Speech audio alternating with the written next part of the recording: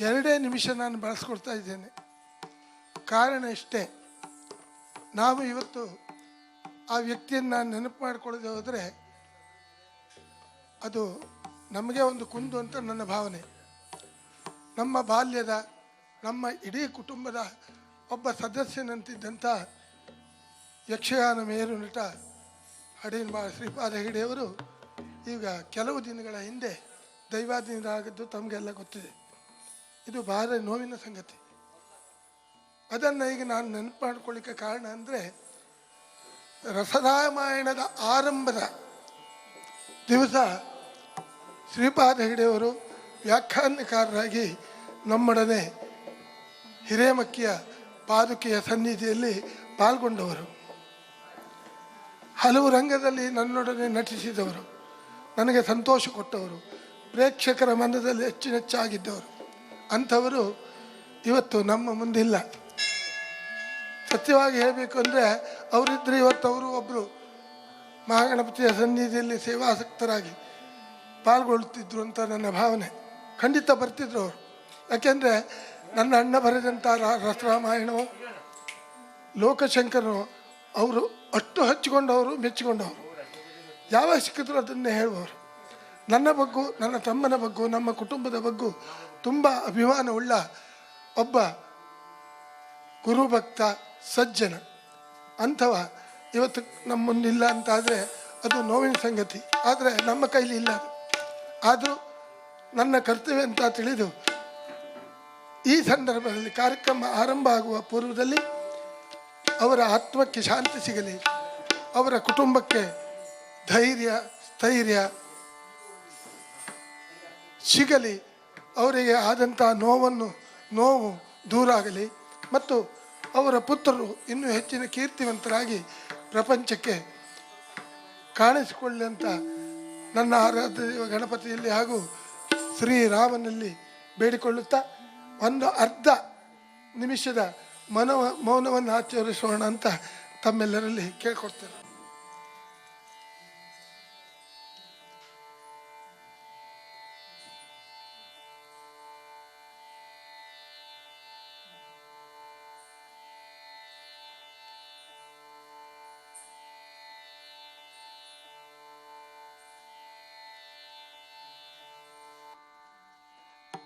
ಈ ಊರಿನ ಅಧಿದೈವವಾದಂತಹ ಕಾವೂರಿನ ಗಣಪತಿಯ ಸನ್ನಿಧಾನಗಳಿಗೆ ನಮ್ಮೆಲ್ಲರ ಪ್ರಣಾಮಗಳನ್ನು ಸಲ್ಲಿಸಿ, ಇವತ್ತಿನ ರಸರಾಮಾಯಣ ಕಾರ್ಯಕ್ರಮಕ್ಕೆ ಆಗಮಿಸಿದ, ಆಸ್ವಾದಿಸುವುದಕ್ಕೆ ಸಿದ್ಧರಾಗಿ ಬಂದಿರುವಂತಹ ಎಲ್ಲ ಕಲಾ ಆಸ್ವಾದಕರಿಗೂ ಗೌರವಪೂರ್ವಕವಾದ ಸ್ವಾಗತವನ್ನು ಕೋರಿ, ರಸರಾಮಾಯಣದ ಕುರಿತಾಗಿ ಮತ್ತು ಈ ಕಲಾವಿದರ ಪರಿಚಯದ ಕುರಿತಾಗಿ ಕೆಲವು ಮಾತುಗಳನ್ನು ಆಡಿಕೊಂಡು ಕಾರ್ಯಕ್ರಮವನ್ನು ಪ್ರಾರಂಭಿಸ್ತೇವೆ. ರಸರಾಮಾಯಣ ಇದೇ ಊರಿನಲ್ಲಿ ಹುಟ್ಟಿ ಬೆಳೆದು ಶಿಕ್ಷಣಕ್ಕಾಗಿ, ಬದುಕಿಗಾಗಿ ಹಲವು ಊರುಗಳನ್ನು ಕಂಡು ತಮ್ಮ ವೃತ್ತಿ ಬದುಕನ್ನು ಬೇರೆ ಬೇರೆ ಊರುಗಳಲ್ಲಿ ಪೂರೈಸಿ ಕವಿಯಾಗಿ ಬೆಳೆದು ತನ್ನ ದೇವರ ಸನ್ನಿಧಾನದಲ್ಲಿ ತಾನು ರಚಿಸಿದ ಕಲಾಕುಸುಮವನ್ನು ಪರಿಚಯಿಸಬೇಕು, ಸಮರ್ಪಿಸಬೇಕು ಎಂಬ ಸದಾಶಯದಿಂದ ಕೂಡಿದ ಕಾರ್ಯಕ್ರಮ ಇದು. ಇದಕ್ಕೆ ಕಾರಣಕರ್ತರಾದವರು ಅಥವಾ ಈ ಕಾರ್ಯಕ್ರಮದ ಅತ್ಯಂತ ಪ್ರಧಾನವಾದ ವಸ್ತುವನ್ನು, ಮೂಲ ದ್ರವ್ಯವನ್ನು ಕೊಟ್ಟವರು ಪ್ರೊಫೆಸರ್ ಗಜಾನನ ಹೆಗಡೆಯವರು ಹಾಗೂ ಅವರ ಶ್ರೀಮತಿಯವರು. ಸಾಮಾನ್ಯವಾಗಿ ನಾವು ರಾಮಾಯಣವನ್ನು ವಾಲ್ಮೀಕಿಯನ್ನು ಆಧರಿಸಿ ಆ ತರುವಾಯದಲ್ಲಿ ಅನೇಕ ಕವಲುಗಳಾಗಿ ರಾಮಾಯಣವನ್ನು ಗಮನಿಸ್ತಾ ಹೊರಟಿದ್ದೇವೆ. ಆದರೆ ರಸರಾಮಾಯಣ ಈವರೆಗೆ ಬಂದ ಎಲ್ಲ ಕೃತಿಗಳಿಗಿಂತಲೂ ತೀರಾ ಭಿನ್ನವಾದದ್ದು. ಕಾರಣ ಏನು ಅಂತಂದರೆ, ಈ ರಾಮಾಯಣ ನವ್ಯ ಸಾಹಿತ್ಯ ಪ್ರಭೇದದ ಮಾದರಿಯಲ್ಲಿ ಸೃಷ್ಟಿಯಾದದ್ದು. ರಾಗ, ತಾಳ, ಭಾವ ಎಲ್ಲವನ್ನೂ ತನ್ನ ಅಂತರಾಳದಲ್ಲಿ ಇಳಿಸಿಕೊಂಡು ಅದನ್ನು ಪ್ರಕಟಗೊಳಿಸಿದ ಹಾಗೆ ಚಿತ್ರಿತವಾದಂತಹ ಒಂದು ಕೃತಿ. ಈ ಕೃತಿಯನ್ನು ಎಚ್ ಎಸ್ ವೆಂಕಟೇಶ್ ಮೂರ್ತಿಯವರು ಒಂದು ಮಾತಿನಿಂದ ಅಲಂಕರಿಸಿದ್ದಾರೆ. ರೂಪಕದ ಅಂಜಲಿಯು ಎತ್ತಿ ಹಿಡಿದ ರಸದ ಕುಡಿತೆಯ ತೀರ್ಥ ಅಂತ ಹೇಳಿದ್ದಾರೆ. ಅಂದರೆ ಇದರೊಳಗಡೆ ರೂಪಕ ಭಾಷೆ ಇದೆ, ಪೂರ್ತಿಯಾದ ಜೀವನದ ಸಾರಸರ್ವಸ್ವದ ರಸ ಇದೆ, ಮತ್ತು ಇದನ್ನು ನಾವು ಯಾವ ಭಾವದಲ್ಲಿ ಸ್ವೀಕರಿಸಬೇಕು ಎಂಬುದನ್ನು ಪ್ರಸ್ತಾಪ ಮಾಡ್ತಾ ಇದು ತೀರ್ಥ ಅಂತ ಹೇಳಿದ್ದಾರೆ. ಅಂದರೆ ತೀರ್ಥವನ್ನು ನಾವು ಅಂಜಲಿಯಲ್ಲಿ ಇಟ್ಕೊಂಡ್ರೆ ಅದನ್ನು ಶರೀರ ಶುದ್ಧಿಗಾಗಿ, ಭಾವಶುದ್ಧಿಗಾಗಿ, ಆತ್ಮಶುದ್ಧಿಗಾಗಿ ಹೇಗೆ ಸ್ವೀಕರಿಸ್ತೇವೆಯೋ ಹಾಗೆ ಈ ರಸರಾಮಾಯಣವನ್ನು ಸ್ವೀಕರಿಸುವಾಗಲೂ ನಮಗೆ ಆ ಭಾವ ಬೇಕು ಎಂಬುದನ್ನು ಸೂಚ್ಯವಾಗಿ ತಿಳಿಸಿದ್ದಾರೆ. ಈ ಕೃತಿಯನ್ನು ರಾಗಕ್ಕೆ, ತಾಳಕ್ಕೆ ಸಂಯೋಜಿಸಿ, ಚಿತ್ರಕ್ಕೆ, ನೃತ್ಯಕ್ಕೆ ಅಳವಡಿಸಿ ಪ್ರಯೋಗ ಮಾಡುವಂತಹ ಒಂದು ಪ್ರಯತ್ನವನ್ನು ಕಪ್ಪೆಕೆರೆಯ ಅವರ ಕುಟುಂಬದ ಸದಸ್ಯರು, ಹಿರಿಯರಾದ ಸುಬ್ರಾಯ ಭಾಗವತರು ಮತ್ತು ಅವರ ಮಾರ್ಗದಲ್ಲಿ ಭಿನ್ನ ಹೆಜ್ಜೆಗಳನ್ನು ಇಡ್ತಾ ಹೊರಟಿರುವಂತಹ NG ಹೆಗಡೆ ಅವರು ಸಂಯೋಜಿಸಿ ಶ್ರೀಧರ ಸ್ವಾಮಿಗಳ ಪಾದುಕೆ ಇರುವಂಥ ಹಿರೇಮಕ್ಕಿಯಲ್ಲಿ ಮೊದಲಾಗಿ ನಾವು ಮಾಡಿದ್ವಿ. ಆವತ್ತು ನಾನು ಒಬ್ಬನೇ ಇರಲಿಲ್ಲ, 5-6 ವ್ಯಾಖ್ಯಾನಕಾರರಿದ್ದರು. ಅವರ ಜೊತೆಗೆ ನಾನು ಚಿಕ್ಕವನಾಗಿ ಕೂತಿದ್ದೆ. ಅವರೆಲ್ಲರ ಜ್ಞಾನವನ್ನು ನಾನು ಬಳಸ್ಕೊಂಡು ಇವತ್ತಿಗೆ ಒಬ್ಬರನ್ನು ಕಳ್ಕೊಂಡ ದುಃಖ ಇದೆ. ಜೊತೆಗೆ ಉಳಿದವರೆಲ್ಲ ತಮ್ಮ ಜ್ಞಾನದಿಂದ ನನಗೆ ಹಾರೈಸಿದ ಹಾಗೆ ನಾನಿಲ್ಲಿ ಇವತ್ತು ಕಾರ್ಯಕ್ರಮವನ್ನು ಸಂಯೋಜನೆ ಮಾಡಿ ನಡೆಸ್ಕೊಡ್ತಾ ಇದ್ದೀನಿ. ಈ ಕೃತಿಯನ್ನು ಯಕ್ಷಗಾನ, ಸುಗಮ ಸಂಗೀತ ಮತ್ತು ಚಿತ್ರ ಮತ್ತು ನೃತ್ಯ, ಈ 4 ವಿಧಾನದ ಮುಖಾಂತರ ನಾವು ನಿಮಗೆ ಅದನ್ನು ಹಂಚೋದಕ್ಕೆ ಹೊರಟಿದ್ದೇವೆ. ಅದೊಂದು ಪ್ರಯೋಗ. ಈ ಪ್ರಯೋಗವನ್ನು ಸಾಧು ಮಾಡೋದಕ್ಕೆ ಹಿರಿಯರಾದ ಕಪ್ಪೆಕೆರೆ ಸುಬ್ರಾಯ ಭಾಗವತರು ನಿಜವಾಗಿಯೂ ಈ ಕೃತಿಯ ರಸ ಏನು ಹೇಳುವುದನ್ನು ನಮಗೆಲ್ಲರಿಗೂ ಪಾಠ ಮಾಡಿದ್ದಾರೆ. ಯಾವ ಭಾವವನ್ನು, ಯಾವ ಪದ್ಯವನ್ನು ಎಲ್ಲಿ ಒಡಿಬೇಕು, ಎಲ್ಲಿ ಹಿಗ್ಗಿಸಬೇಕು, ಎಲ್ಲಿ ಕುಗ್ಗಿಸಬೇಕು, ಎಲ್ಲಿ ಅದನ್ನು ವಿಸ್ತರಿಸಬೇಕು ಎಂಬುದನ್ನೆಲ್ಲ ಕಾಲಕ್ಕೆ ಸಲಹೆ ನೀಡ್ತಾ ನಮ್ಮನ್ನೆಲ್ಲ ಮುನ್ನಡೆಸ್ಕೊಂಡು ಹೋಗ್ತಾ ಇದ್ದಾರೆ. ಜೊತೆಗೆ NG ಹೆಗಡೆಯವರು ನಮ್ಮನ್ನೆಲ್ಲ ಸಂಪರ್ಕ ಮಾಡಿ ಎಲ್ಲೆಲ್ಲಿ ಬರಬೇಕು, ಹೇಗೆ ಬರಬೇಕು ಎನ್ನುವುದನ್ನು ಮತ್ತು ಈ ಪದ್ಯವನ್ನು ಹೇಗೆ ಬಳಸ್ಕೋಬೇಕು ಎನ್ನುವುದನ್ನು ತೋರಿಸಿಕೊಟ್ಟವರಿದ್ದಾರೆ. ಆ ತರುವಾಯದಲ್ಲಿ ಮಂಜುನಾಥ್ ಕಂಚಿಮನೆಯವರು ಸುಬ್ರಾಯ ಭಾಗವತರಿಗೆ ತೀರಾ ಆಪ್ತರು. ಮದ್ದಲೆಯಲ್ಲಿ ಎಡ ಬಲ, ಬೆರಳು ಹೊರಡಿಕೆ, ಗುಂಪು, ಚಾಪು ಎಲ್ಲ ಭಾಗಗಳಲ್ಲಿಯೂ ಸೂಕ್ಷ್ಮವಾದಂತಹ ಕಾರ್ಯವನ್ನು ಮಾಡಬಹುದಾದ ಕಸುಬುದಾರರು. ಅಂಥವರು ನಮ್ಮ ಜೊತೆಗಿದ್ದಾರೆ. ಶಿವರಾಮ್ ಭಾಗವತರು ತುಂಬ ವರ್ಷಗಳಿಂದ ಸುಗಮ ಸಂಗೀತ, ಶಾಸ್ತ್ರೀಯ ಸಂಗೀತ, ವಾದ್ಯದ ಅನುಭವ, ಜೊತೆಗೆ ಅನೇಕ ವಾದ್ಯಗಳನ್ನು ನುಡಿಸಬಲ್ಲಂತಹ ಕೌಶಲ, ಒಂದು ಮೆಲೋಡಿಕಾ ಅಂತ ವಾದ್ಯ ಇದೆ. ಅದಕ್ಕೆ ಅಂಥ ಯಾವ ಶಾಸ್ತ್ರವೂ ಇಲ್ಲ, ಗುರುವೂ ಇಲ್ಲ. ಅಂಥದ್ದೊಂದು ವಾದ್ಯ ಈ ಊರಲ್ಲಿ ಎಲ್ಲಿಯೂ ಇಲ್ಲ. ಅಂಥದ್ದನ್ನು ತರಿಸ್ಕೊಂಡು ಅದನ್ನು ಕಲಿತು ಅದರಲ್ಲಿ ಹಾಡಬಲ್ಲಂತಹ, ಅದರಲ್ಲಿ ನುಡಿಸಬಲ್ಲಂತಹ ಪ್ರಯೋಗಶೀಲನಾದ ಒಬ್ಬ ಹಾಡುಗಾರ ಶಿವರಾಮ್ ಭಾಗವತ್ ಅವರು.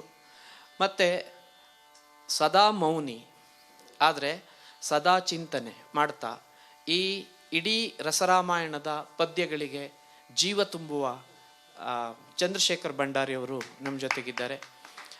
ಇನ್ನೊಬ್ಬರು ಸತೀಶ್ ಯಲ್ಲಾಪುರವರು. ಅವರನ್ನು ನೀವು ವ್ಯಂಗ್ಯಚಿತ್ರಕಾರರಾಗಿ ನೋಡಿದ್ದೀರಿ, ಅನೇಕ ವಿದ್ಯಾರ್ಥಿಗಳು ಚಿತ್ರ ಶಿಕ್ಷಕರಾಗಿ ನೋಡಿದ್ದಾರೆ.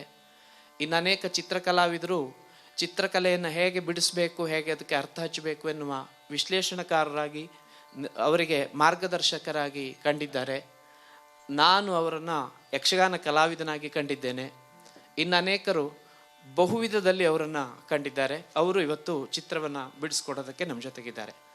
ಇನ್ನೊಬ್ಬರು ನಿರ್ಮಲಾ ಗೋಳಿಕೊಪ್ಪ ಅಂತ ಯಕ್ಷಗಾನದ ಪಾತ್ರ ಮತ್ತು ತಾಳಮದ್ದಲೆ ಇಂತಹ ಪ್ರಯೋಗಗಳಲ್ಲಿ ಸದಾ ತಮ್ಮನ್ನು ತೊಡಗಿಸಿಕೊಂಡು ಇವತ್ತಿಗೆ ಯಕ್ಷಗಾನ ಅಕಾಡೆಮಿಯ ಸದಸ್ಯರಾಗಿ ಗೌರವದ ಸ್ಥಾನದಲ್ಲಿದ್ದವರು ನಮ್ಮ ಹಾಡುಗಳಿಗೆ ನೃತ್ಯ ಮಾಡುವುದರ ಮುಖಾಂತರ ಜೀವ ತುಂಬುವುದಕ್ಕಿದ್ದಾರೆ. ಜೊತೆಗೆ ಅಲ್ಲಲ್ಲಿ ಈ ಎಲ್ಲರನ್ನೂ ಜೊತೆಗೆ ಕರ್ಕೊಂಡೋಗಿ ಇನ್ನು ಮುಂದೆ ಏನಾಗಬೇಕು ಹೇಳೋದನ್ನು ಸೂಚನೆ ಕೊಡ್ತಾ ಹೋಗುವ ದಾರಿಯಲ್ಲಿ ನಾನು ಕೆಲಸ ಮಾಡ್ತೇನೆ. ನಾನು ವ್ಯಾಖ್ಯಾನಕಾರ ಅಂತ ಹಾಕಿದ್ದಾರೆ, ಆದರೆ ನಾನು ಸೌಜನ್ಯದಿಂದ ಹೇಳಿಕೊಳ್ಳುವ ಮಾತೇನು ಅಂದರೆ ನಾನು ಸುಗಮಕಾರ ಅಷ್ಟೇ. ನನ್ನ ಹೆಸರು ದತ್ತಾತ್ರೇಯ ಗಾಂವ್ಕರ್ ಅಂತೇಳಿ. ಹೊನ್ನಾವರ ನನಗೆ ತೀರಾ ಹತ್ತಿರವಾದ ಸಂಬಂಧ.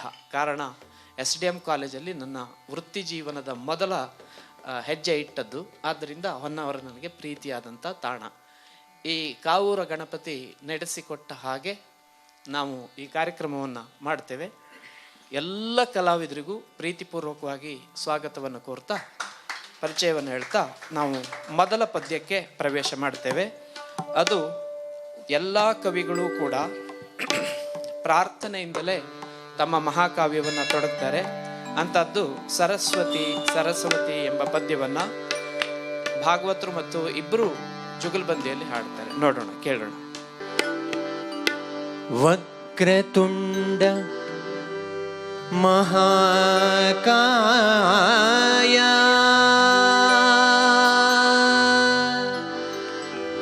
ವಕ್ರತುಂಡ ಮಹಾಕಾಯ ಸೂರ್ಯಕೋಟಿ ಸಮಪ್ರಭಾ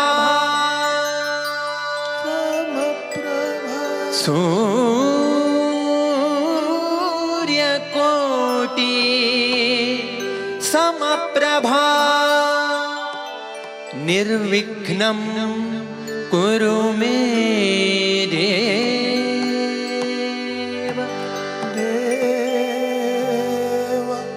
ನಿರ್ವಿಘ್ನಂ ಕುರು ಮೇ ದೇವ ಸರ್ವಕಾರ್ಯೇಷು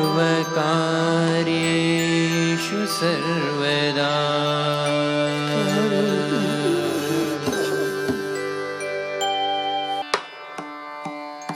ನಿರ್ವಿಘ್ನಂ ಕುರು ಮೇ ದೇವ ಸರ್ವಕಾರ್ಯೇಷು ಸರ್ವದಾ.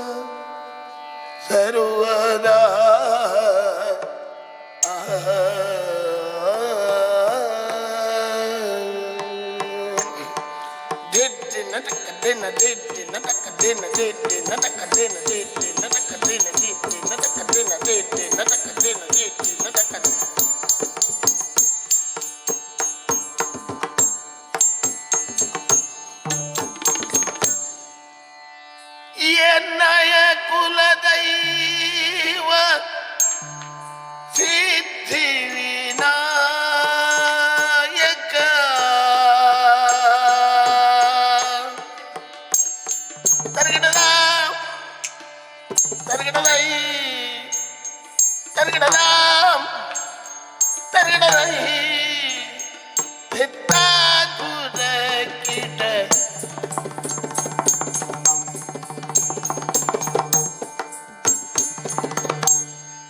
ಎನ್ನಯ ಕುಲದೈವ ಸಿದ್ಧಿ ವಿನಾಯಕ ಕಾವೂರ ಗಣಪ ಕಾವೂರ ಗಣಪ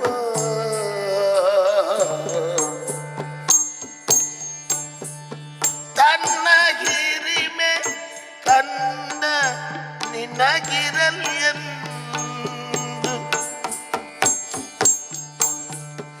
ಕಂದ ತನ್ನ ಹಿರಿಮೆ ಕಂದ ನಿನಗಿರಲೆಂದು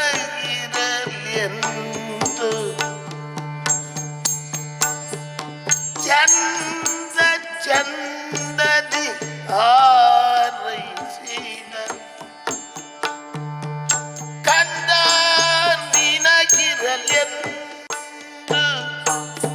ಅಂದ ಚಂದದಿ ಹಾರೈಸಿದ ಹಾರೈಸಿದ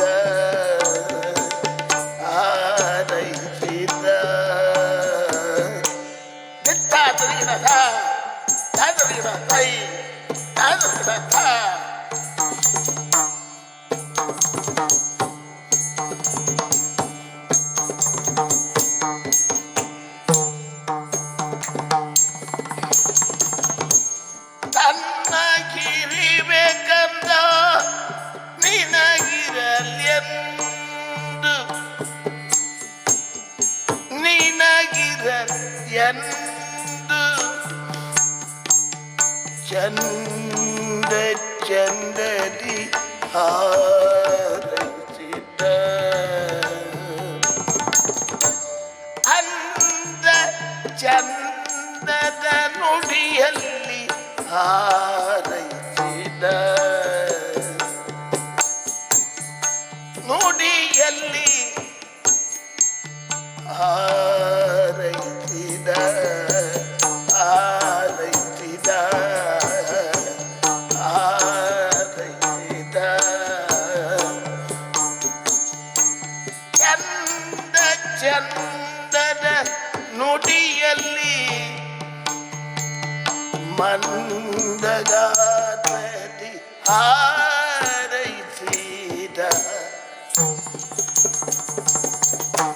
ಟಿಂ ಟಂ ಟಂ ಟಂ ಟಿಂ ಟಂ ಟಂ ಟಿಂ ಟಂ ಟಂ ಟಂ ಟಿಂ ಟಂ ಟಂ ಟಂ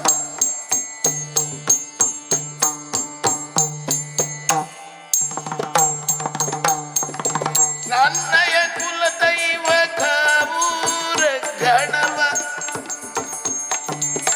ಕಾವೂರ ಗಣವ ಸಿದ್ಧಿವಿನಾಯಕ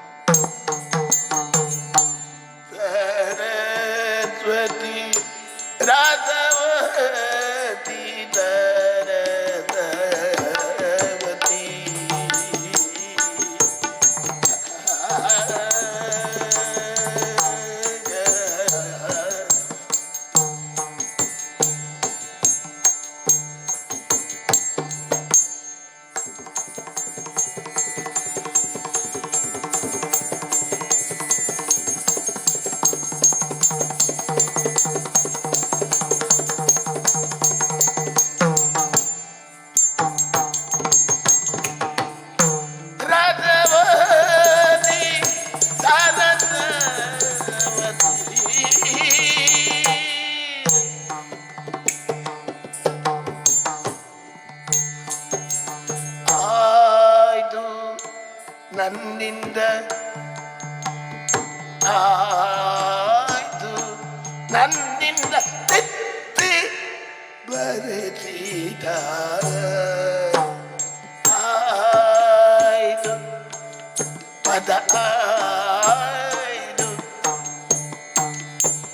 ಆಯ್ತು ನನ್ನಿಂದ ಆಯ್ತು ಪದಗಾಯ್ತು ಪದ ಆಯ್ತು ನನ್ನಿಂದ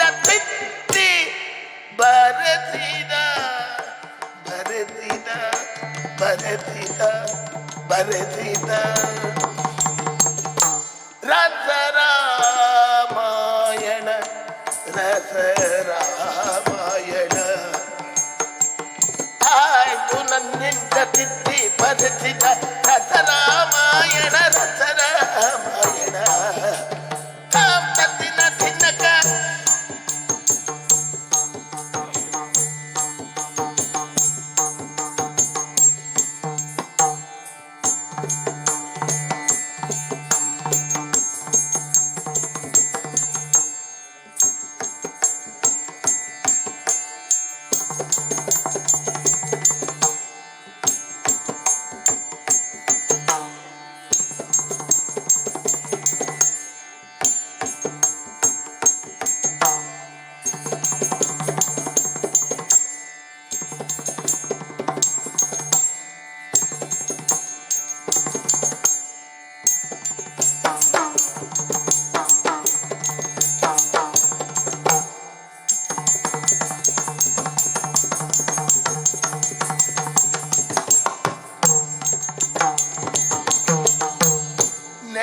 ನೆಲದೊಳಗಿನ ಜಲ ನೆಲದೊಳಗಿನ ಜಲ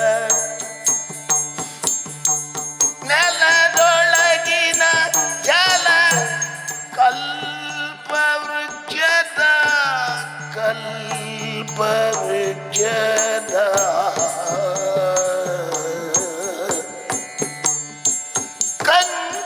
ಕಂಕುಳಲ್ಲಿ ತೂಗಾಡುವುದನು ಕಂಡೆ ನೆಲದೊಳಗಿನ ಜಲ ನೆಲದೊಳಗಿನ ಜಲ ಕಲ್ಪ ವೃಕ್ಷದ ಕಲ್ಪ ವೃಕ್ಷದ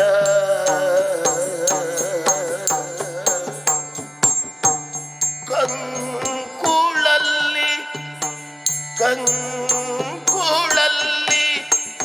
ತೂಗಾಡುವುದ ತೂಗಾಡುವುದ ತೂಗಾಡುವುದ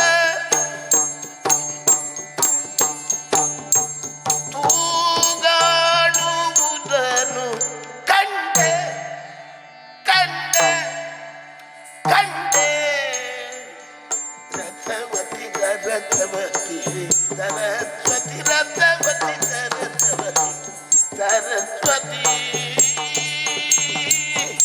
ಸರಸ್ವತಿ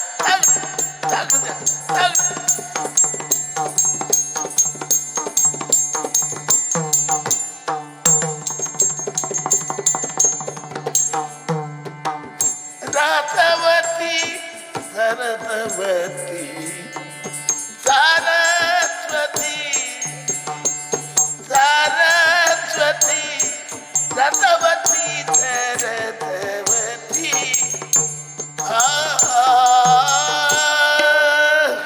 रसवती सरस्वती सरस्वती रसवती सरस्वती सरस्वती आयतु नन्निंद आयतु नन्निंद आयतु नन्निंದ ತಿದ್ದಿ ಬರೆಸಿದ ಆಯ್ತು ನನ್ನಿಂದ ತಿದ್ದಿ ಬರೆಸಿದ ರಸರಾಮಾಯಣ ರಸರಾಮಾಯಣ ರಸರಾಮಾಯಣ ರಸರಾಮಾಯಣ ರಸವತಿ सरस्वती सरस्वती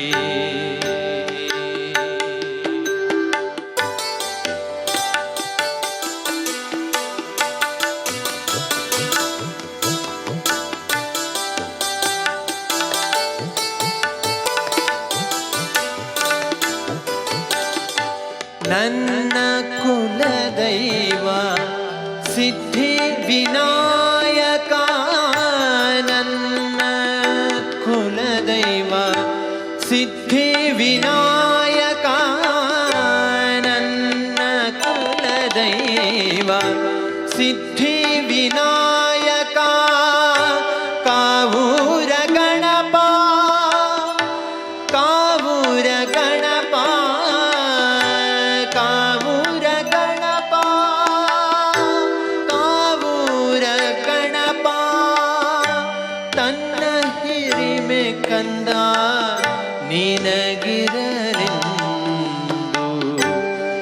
ಚಂದ ಚಂದದ ನುಡಿಯಲ್ಲೇ ಮಂದಹಾಸದಿ ಹಾರೈಸಿದ ರಸವತಿ ಸರಸವತಿ ಸರಸ್ವತಿ.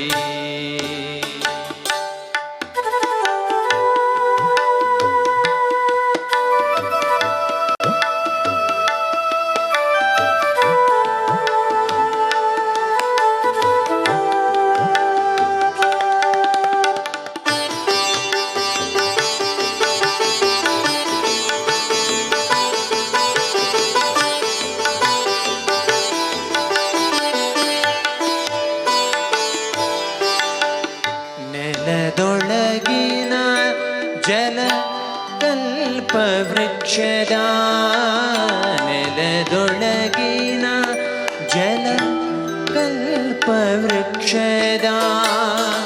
ಕಂಕುಳಲ್ಲಿ ತೂಗಾಡುವುದ ಕಂಡೆ ನೆಲದೊಳಗಿನ ಜಲ ಕಲ್ಪವೃಕ್ಷದ ಕಂಕುಳಲ್ಲಿ ತೂಗಾಡುವುದ ಕಂಡೆ ಎದೆಯ ಮೊಗ್ಗರಳಿ ಮಧು ದ್ರವಿಸಲಿ ಎದೆಯ ಮೊಗ್ಗರಳಿ ಮಧು ದ್ರವಿಸಲಿ ರಸವತಿ ಸರಸವತಿ ಸರಸ್ವತಿ ರಸವತಿ ಸರಸವತಿ ಸರಸ್ವತಿ ಸರಸ್ವತಿ ಸರಸ್ವತಿ.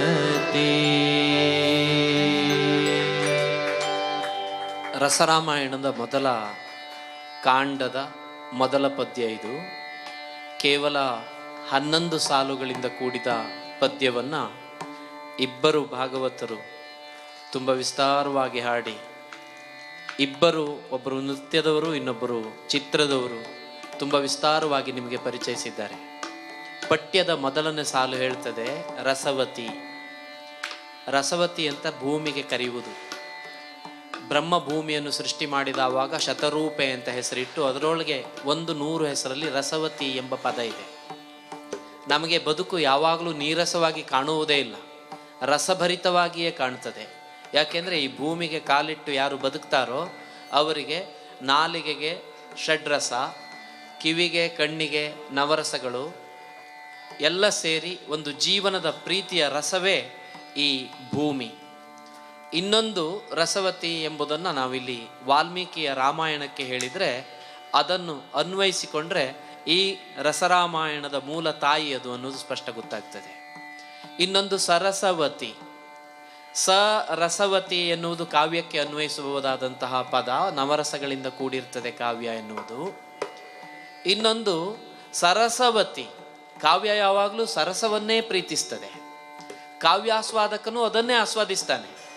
ನಿನ್ನೆ ಓದಿದ ರಾಮಾಯಣದ ರಾಮನೂ ಒಂದೇ, ಇವತ್ತು ಓದುವ ರಾಮಾಯಣದ ರಾಮನೂ ಒಂದೇ. ಆದರೆ ನಿನ್ನೆ ಓದುವಾಗಿರುವ ಭಾವಕ್ಕೂ ಇವತ್ತು ಓದುವಾಗಿರುವ ಭಾವಕ್ಕೂ ಭಿನ್ನವಾದದ್ದರಿಂದ ನಾವು ಅದರಲ್ಲಿ ಸರಸವನ್ನು ಅನುಭವಿಸ್ತೇವೆ. ಆದ್ದರಿಂದ ಸರಸವತಿ. ಮುಂದೆ ಹೇಳ್ತಾರೆ ಅವರು ಸರಸ್ವತಿ, ವಿದ್ಯೆಯ ಅಧಿದೈವವಾದಂತಹ ಸರಸ್ವತಿ ತಿದ್ದಿ ಬರೆಸಿದ್ಲಂತೆ. ಚಿತ್ರದಲ್ಲಿ ತುಂಬ ಚೆಂದಾಗಿ ಬರೆದಿದ್ದಾರೆ. ಅದು ಒಬ್ಬ ತಾಯಿ ಸರಸ್ವತಿ ತನ್ನ ಮಗುವನ್ನು ಕೂರಿಸಿಕೊಂಡು ಬರೆಯುವುದಕ್ಕೆ ಹೇಳಿಕೊಡ್ತಾ ಇದ್ದಾಳೆ. ತಿದ್ದಿ ಬರೆಸಿದ ಕಾವ್ಯ. ಬಹಳ ಸೂಕ್ಷ್ಮವಾಗಿ ಈ ಪದವನ್ನು ಕವಿ ಬಳಸ್ಕೊಂಡಿದ್ದಾರೆ.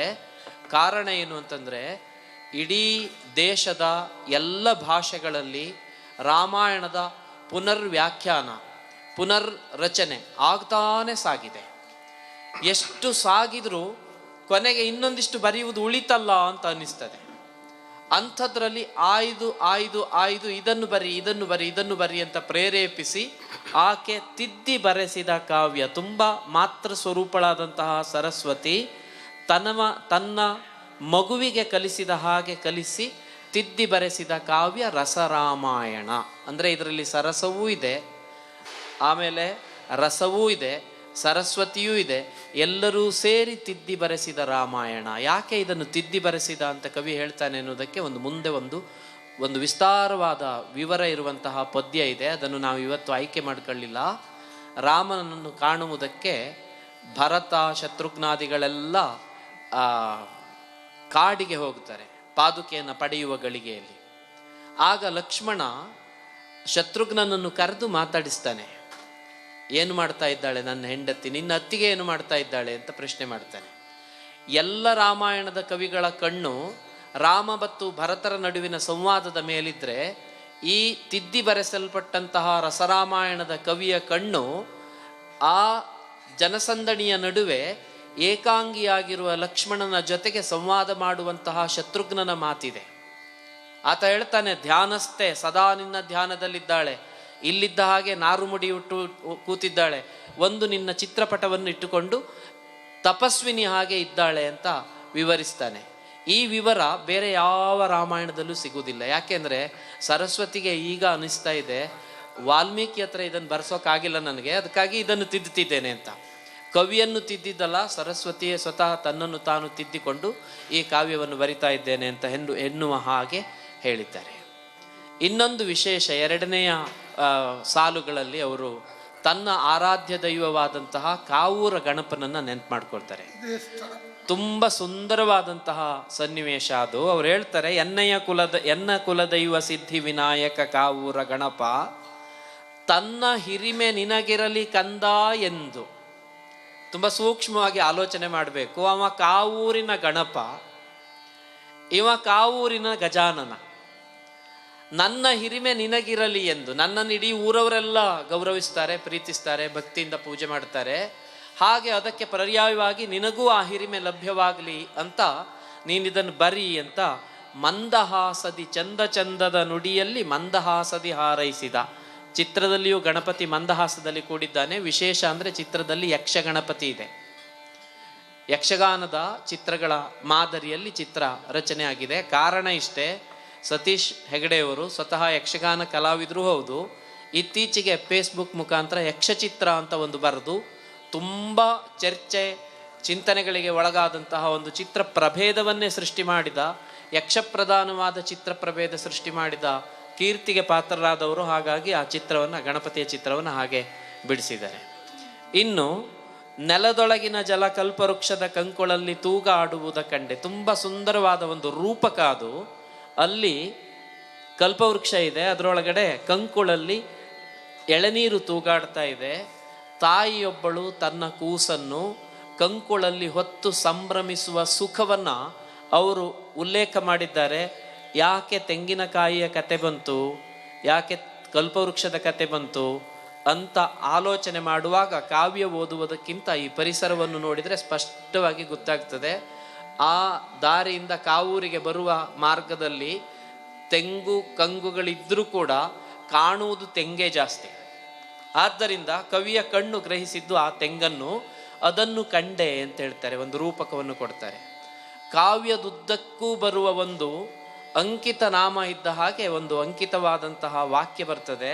ಅದು ಎದೆಯೊಳಗಿನ ಮೊಗ್ಗರಳಿ ಮಧು ದ್ರವಿಸಲಿ. ಆಚೆ ಒಂದು ಜೇನುಗೂಡನ್ನು, ಅದಕ್ಕೆ ಹೃದಯದ ಸಂಕೇತವನ್ನು, ಅಲ್ಲಿಂದ ಇಳಿದು ಬರುವ ಮಧುವನ್ನು, ಹನಿಯನ್ನು ಕೊಟ್ಟಿದ್ದಾರೆ. ತುಂಬ ಸೂಕ್ಷ್ಮವಾದ ಅರ್ಥವನ್ನು ಒಳಗೊಂಡಿದೆ. ಮನುಷ್ಯನ ಹೃದಯದಲ್ಲಿ ರಾಮಾಯಣದ ಕುರಿತಾಗಿ, ರಸದ ಕುರಿತಾಗಿ, ಸರಸದ ಕುರಿತಾಗಿ, ಸರಸ್ವತಿಯ ಕುರಿತಾಗಿ, ಗಣಪತಿಯ ಕುರಿತಾಗಿ, ಇಡೀ ಬದುಕಿನ ಕುರಿತಾಗಿ ಹುಟ್ಟಿಕೊಂಡಂತಹ ಅನುಭವದ ಜೇನು ಹನಿಯಾಗಿ ಹನಿಯಾಗಿ ಹನಿಯಾಗಿ ಬರಬೇಕು. ಅದು ಹೃದಯದ ಮೊಗ್ಗು, ಹೃದಯ ಕಮಲ ಅಂತ ಹೇಳ್ತೇವೆ ನಾವು, ಅದು ಅರಳಬೇಕು.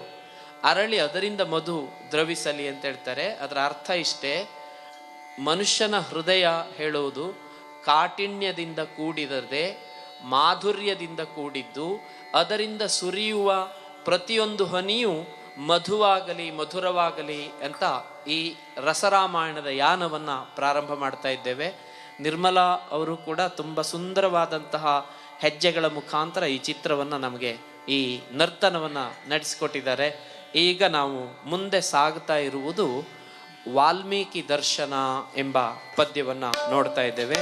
ಅದಕ್ಕೆ ಶಿವರಾಮ್ ಭಾಗವತ್ ಅವರು ಹಾಡ್ತಾರೆ, ಸತೀಶ್ ಸರ್ ಅವರು ಚಿತ್ರ ಬಿಡಿಸ್ತಾರೆ, ನಿರ್ಮಲಾ ಅವರು ಒಂದು ಸ್ವಲ್ಪ ವಿಶ್ರಾಂತಿ ಪಡಿತಾರೆ.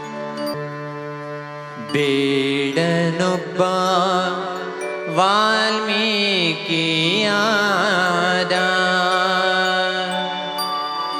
ಅಪರಿಗ್ರಹದ ಬೀಜ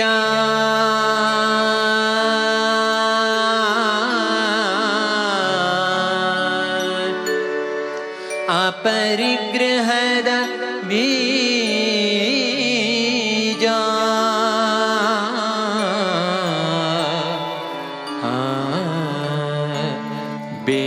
ಬೇಡನೊಬ್ಬ ವಾಲ್ಮೀಕಿಯಾದ ಬೇಡನೊಬ್ಬ ವಾಲ್ಮೀಕಿಯಾದ ಅಪರಿಗ್ರಹದ ಬೀಜ ಅಪರಿಗ್ರಹದ ಬೀಜ ಅವನದೆಯಲ್ಲಿ ಮೊಳೆತು ಸತ್ಯ ಅಹಿಂಸೆ ಅವನದೆಯಲ್ಲಿ ಮೊಳೆತು ಸತ್ಯ ಅಹಿಂಸೆ ಕರುಣೆ ಬ್ರಹ್ಮಚರ್ಯ ಕರುಣೆ ಬ್ರಹ್ಮಚರ್ಯ ಬೇಡನೊಬ್ಬ ವಾಲ್ಮೀಕಿಯಾದ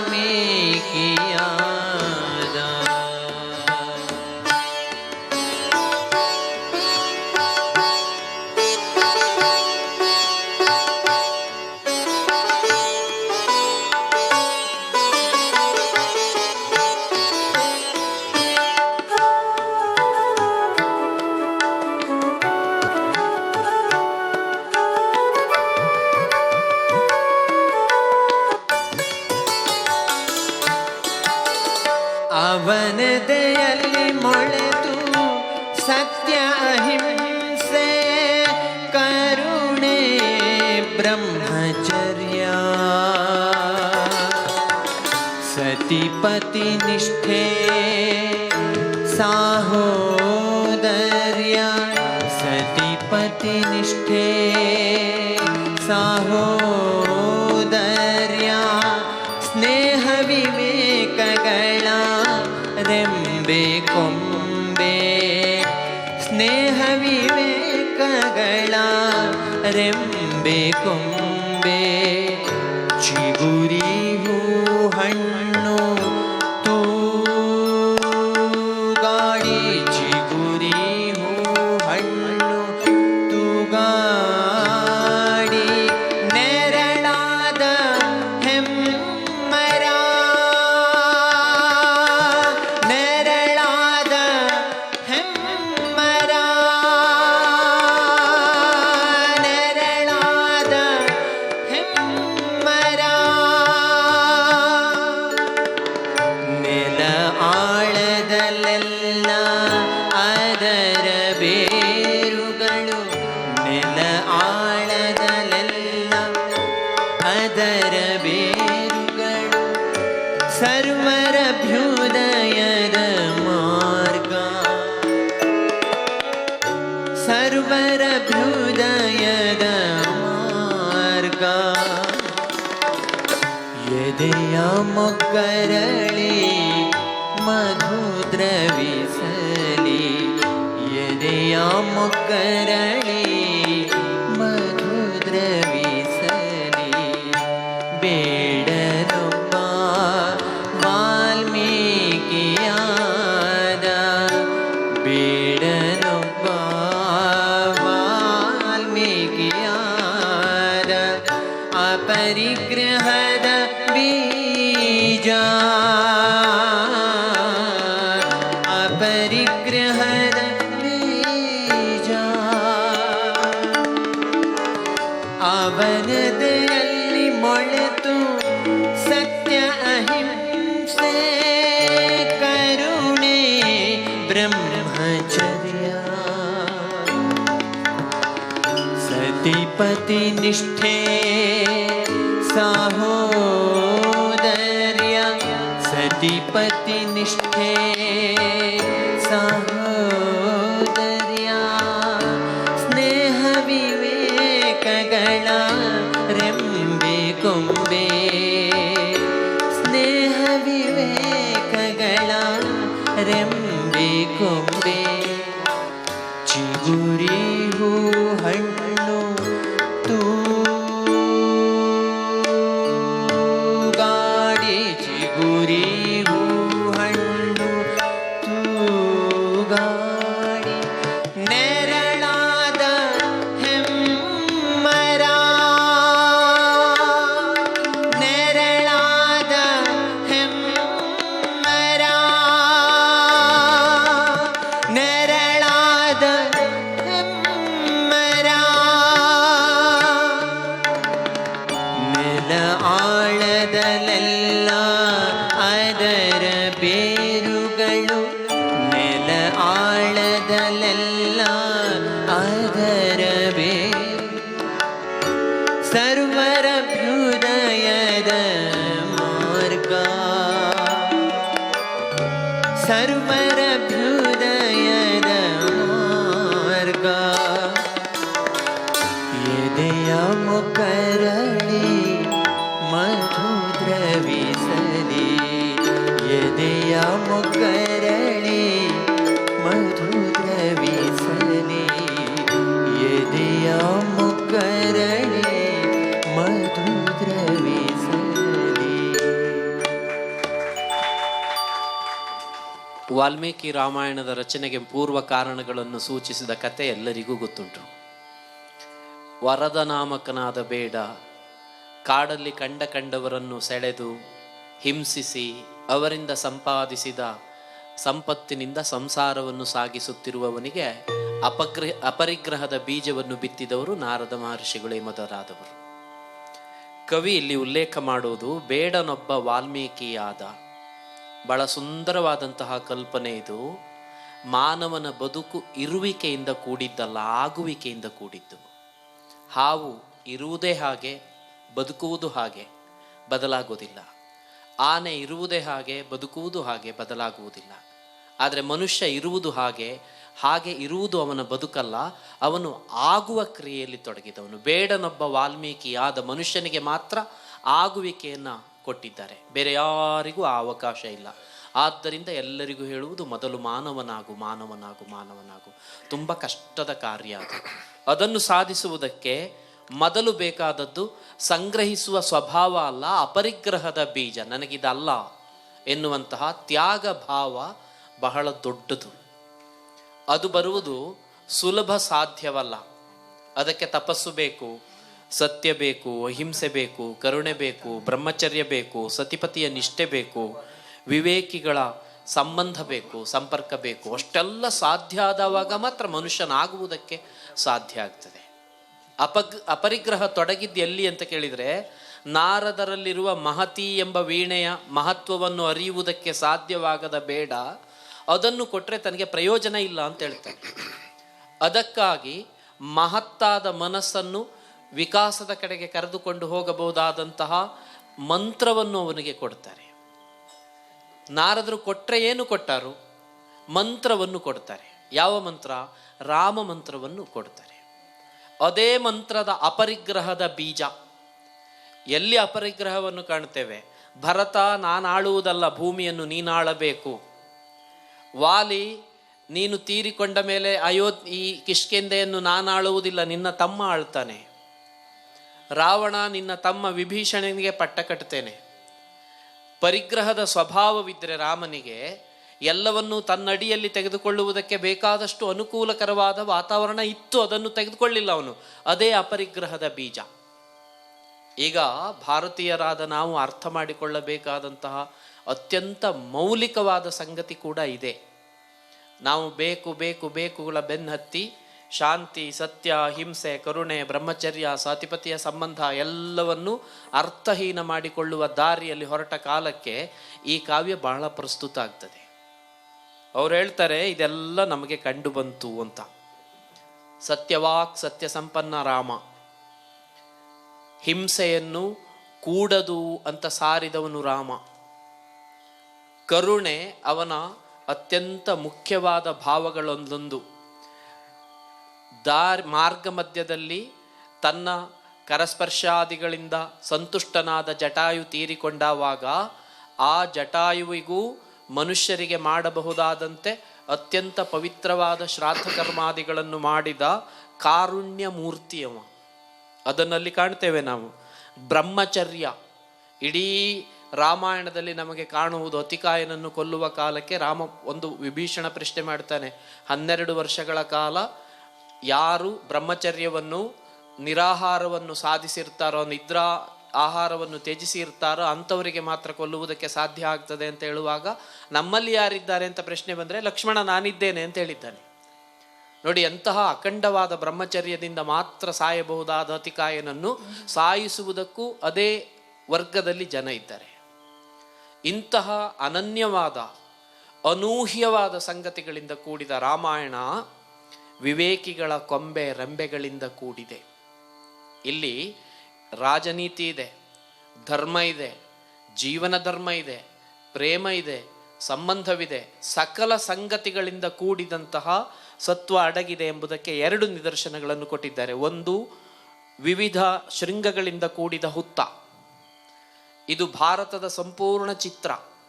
ಕಾರಣ ಇಷ್ಟೇ, ಆ ಹುತ್ತದ ಅಡಿಯಲ್ಲಿರುವ ಸಣ್ಣ ಹುಳ ತನ್ನ ಶ್ರಮದ ದೇಹದ ಜಲವನ್ನು ಸುರಿಸಿ ಆ ಮಣ್ಣನ್ನು, ಮೃತ್ತಿಕೆಯನ್ನು ತನ್ನ ಹಲ್ಲಿನಿಂದ ಕಚ್ಚಿಕೊಂಡು ತಂದು ಜೋಡಿಸಿ ನಿರ್ಮಿಸಿದಂತಹ ಹುತ್ತ ಭೂಮಿಯ ಆಳದಿಂದ ಸಂಗ್ರಹಿಸ್ಕೊಂಡು ಬಂದಿದೆ. ಬೇರೆ ಎಲ್ಲಿಂದಲೂ ತಂದಿಲ್ಲ, ಅದು ತನ್ನೊಳಗಿಂದನೇ ತೆಗೆದುಕೊಂಡು ಬಂದಿದೆ ಆ ಹುತ್ತವನ್ನು, ಮಣ್ಣನ್ನು. ಅದರ ಗುಣ ಏನು ಅಂತ ಕೇಳಿದರೆ, ಇವತ್ತು ನಾವು ಮುರಿದ್ರೆ ಮತ್ತೆ ನಾಳೆ ಅದನ್ನು ಕಟ್ಟುತ್ತದದು, ಹಾಗೆ ಕಟ್ಟುತ್ತದದು. ಅರ್ಥ ಇಷ್ಟೇ, ಭಾರತೀಯ ಸಂಸ್ಕೃತಿಯ ಆಳದ ಮಣ್ಣು, ಸಂಸ್ಕಾರದ ಮಣ್ಣನ್ನು ನಮ್ಮ ಶ್ರಮದ ಜಲದಿಂದ ಕಟ್ಟಿದ್ದೇವೆ. ಅದರ ಆಳದಲ್ಲಿ ಎಷ್ಟು ಕೋಣೆಗಳುಂಟು ಯಾರಿಗೂ ಗೊತ್ತಿಲ್ಲ. ಮೇಲೆ ವಿವಿಧ ಶೃಂಗಗಳುಂಟು, ಆದರೆ ಎಲ್ಲ ಶೃಂಗಗಳ ಬೇರು ಒಂದೇ. ನಾನಾ ನಮೂನೆಯ ಧರ್ಮಗಳು ನಮ್ಮಲ್ಲಿದ್ದಾವೆ. ಬೌದ್ಧ ಇದೆ, ಪಾರ್ಸಿ ಇದೆ, ಸಿಖ್ ಇದೆ, ಜೈನ ಇದೆ, ಇತ್ಯಾದಿ ಬೇಕಾದಷ್ಟು ಸಂಗತಿಗಳಿದ್ರೂ ಕೂಡ ಅದರ ಆಳದ ಮಣ್ಣು ಮಾತ್ರ ಒಂದೇ. ಮೇಲಿನ ಶೃಂಗ ಮಾತ್ರ ತೋರುವುದಕ್ಕೆ ಬೇರೆ. ಅದರೊಳಗೆ ಕ್ರೌರ್ಯದ ಮೂರ್ತಿಯಾದ ಬೇಡ ಸೇರಿಕೊಂಡಿದ್ದಾನೆ. ಅವನ ಕಣ್ಣಲ್ಲಿ ಕ್ರೌರ್ಯ ಪೂರ್ಣವಾಗಿ ತುಂಬಿಕೊಂಡಿದೆ. ಇನ್ನೊಂದು ವೃಕ್ಷದ ಚಿತ್ರವನ್ನು ಕೊಟ್ಟಿದ್ದಾರೆ, ವೃಕ್ಷದ ಕಲ್ಪನೆಯನ್ನು ಕೊಟ್ಟಿದ್ದಾರೆ. ಇದು ಭಾರತೀಯ ಧಾರ್ಮಿಕವಾದ ಸಿದ್ಧಾಂತದ ವಿಶಾಲ ಸ್ವರೂಪದ ಸಂಗತಿ. ಯಾಕೆಂದರೆ ನಮ್ಮಲ್ಲಿ ಆರಣ್ಯಕಗಳು ಬಂದದ್ದು ವೃಕ್ಷದ ಅಡಿಯಲ್ಲಿ ಕುಳಿತು ಜ್ಞಾನವನ್ನು ಸಂಪಾದಿಸಿದ ಕಾಲಕ್ಕೆ. ಭೂಮಿಯ ಆಳದಲ್ಲಿರುವ ಬೇರು ಪ್ರಕಟವಾಗಿ ಕಾಣುವುದಿಲ್ಲ, ಕಾಂಡ ಬಲಿಷ್ಠವಾಗಿ ಭೂಮಿಯನ್ನು ನೇರವಾಗಿ ನಿಂತಿರ್ತದೆ, ರೆಂಬೆ ಕೊಂಬೆಗಳು ಚಾಚಿ ವಿಶಾಲವಾಗಿ ಚಾಚಿಕೊಂಡಿರ್ತವೆ. ಮೇಲಿನದ್ದು ಪ್ರಕಟ, ಆಳದ್ದು ಅಪ್ರಕಟ. ಈ ಪ್ರಕಟಾಪ್ರಕಟದ ಸಂಗತಿಗಳಿಂದ ಕೂಡಿ ಭಾರತೀಯ ಸಂಸ್ಕೃತಿ ನಿರ್ಣಯ ಆಗ್ತದೆ. ರಾಮ ಯಾವ ಕಾರ್ಯವನ್ನು ಮಾಡಲಿ ಅದರ ಆಳದಲ್ಲಿ ಧರ್ಮದ ಸಂಗತಿ ಇದೆ, ಧರ್ಮದ ಬೇರು ಇದೆ. ಆಕಾಶದಲ್ಲಿ ಆದರ್ಶದ ಅನನ್ಯವಾದ ಹಂಬಲ ಇದೆ. ಕಾಂಡದಲ್ಲಿ ನಿಶ್ಚಲವಾದ ನಿರ್ಧಾರದ ಸಂಗತಿ ಅಡಕವಾಗಿದೆ. ಅದರೊಳಗಡೆ ಸರ್ವರಭ್ಯುದಯ ಬೀಜ ಇದೆ. ಅಲ್ಲೆಲ್ಲ ಕೆಂಪು ಕೆಂಪು ಕೆಂಪು ಕಾಯಿಗಳನ್ನು ತೋರಿಸಿದ್ದಾರೆ. ಸರ್ವರ ಅಭ್ಯುದಯ ಬೀಜ. ಸರ್ವರ ಅಭ್ಯುದಯದ ಬೀಜ ಯಾವುದು ಅಂತ ಕೇಳಿದರೆ, ನಾವೆಲ್ಲ ಬಣ್ಣಗಳ ಕಲ್ಪನೆಯನ್ನು ಮಾಡುವಾಗ red is danger, yellow is dirty ಅಂತ ಕಲ್ತವರು. ಕರ್ನಾಟಕದ ಧ್ವಜ ರೆಡ್ ಆ್ಯಂಡ್ ಯೆಲ್ಲೋ ಯಾಕಿರುತ್ತೆ? ಕಾರಣ ಇಷ್ಟೇ, ತುಂಬ ದೊಡ್ಡ ದೊಡ್ಡ ಸಂಶೋಧಕರು ಸಾರಿ ಹೇಳಿದ್ದಿಷ್ಟೇ, ಭಾರತದಲ್ಲಿ ಕೆಂಪು ಬಣ್ಣದ ಸಂಕೇತ ಸೃಷ್ಟಿಯ ಸಂಕೇತ, ಹಳದಿ ಬಣ್ಣದ ಸಂಕೇತ ಪಾತಿವೃತ್ಯದ ಸಂಕೇತ, ಸಂಬಂಧಗಳ ಸಂಕೇತ. ಆದ್ದರಿಂದ ಸೃಷ್ಟಿ ಸಂಕೇತವಾದಂತಹ ಸರ್ವರ ಅಭ್ಯುದಯದ ಬೀಜವನ್ನು ಕೆಂಪು ಬಣ್ಣದಲ್ಲಿ ಅವರು ಚಿತ್ರಿಸಿದ್ದಾರೆ. ಹಾಗಾದರೆ ಸರ್ವರ ಅಭ್ಯುದಯ ಎಲ್ಲುಂಟು? ಅಯೋಧ್ಯೆಯಲ್ಲಿ ಅಭ್ಯುದಯ ಆಯಿತು, ಅವರದೇ ಆದ ನೀತಿ ಅಲ್ಲಿ ಆಚರಿಸಿ ಮಾಡಿ ಹಾಗೆ ಬದುಕಿ, ಆದರೆ ದೌಷ್ಟ್ಯ ಕೂಡದು. ಲಂಕೆಯಲ್ಲಿ ಅವರದೇ ಆದ ನೀತಿ, ಆದರೆ ಕ್ರೌರ್ಯ ಕೂಡದು.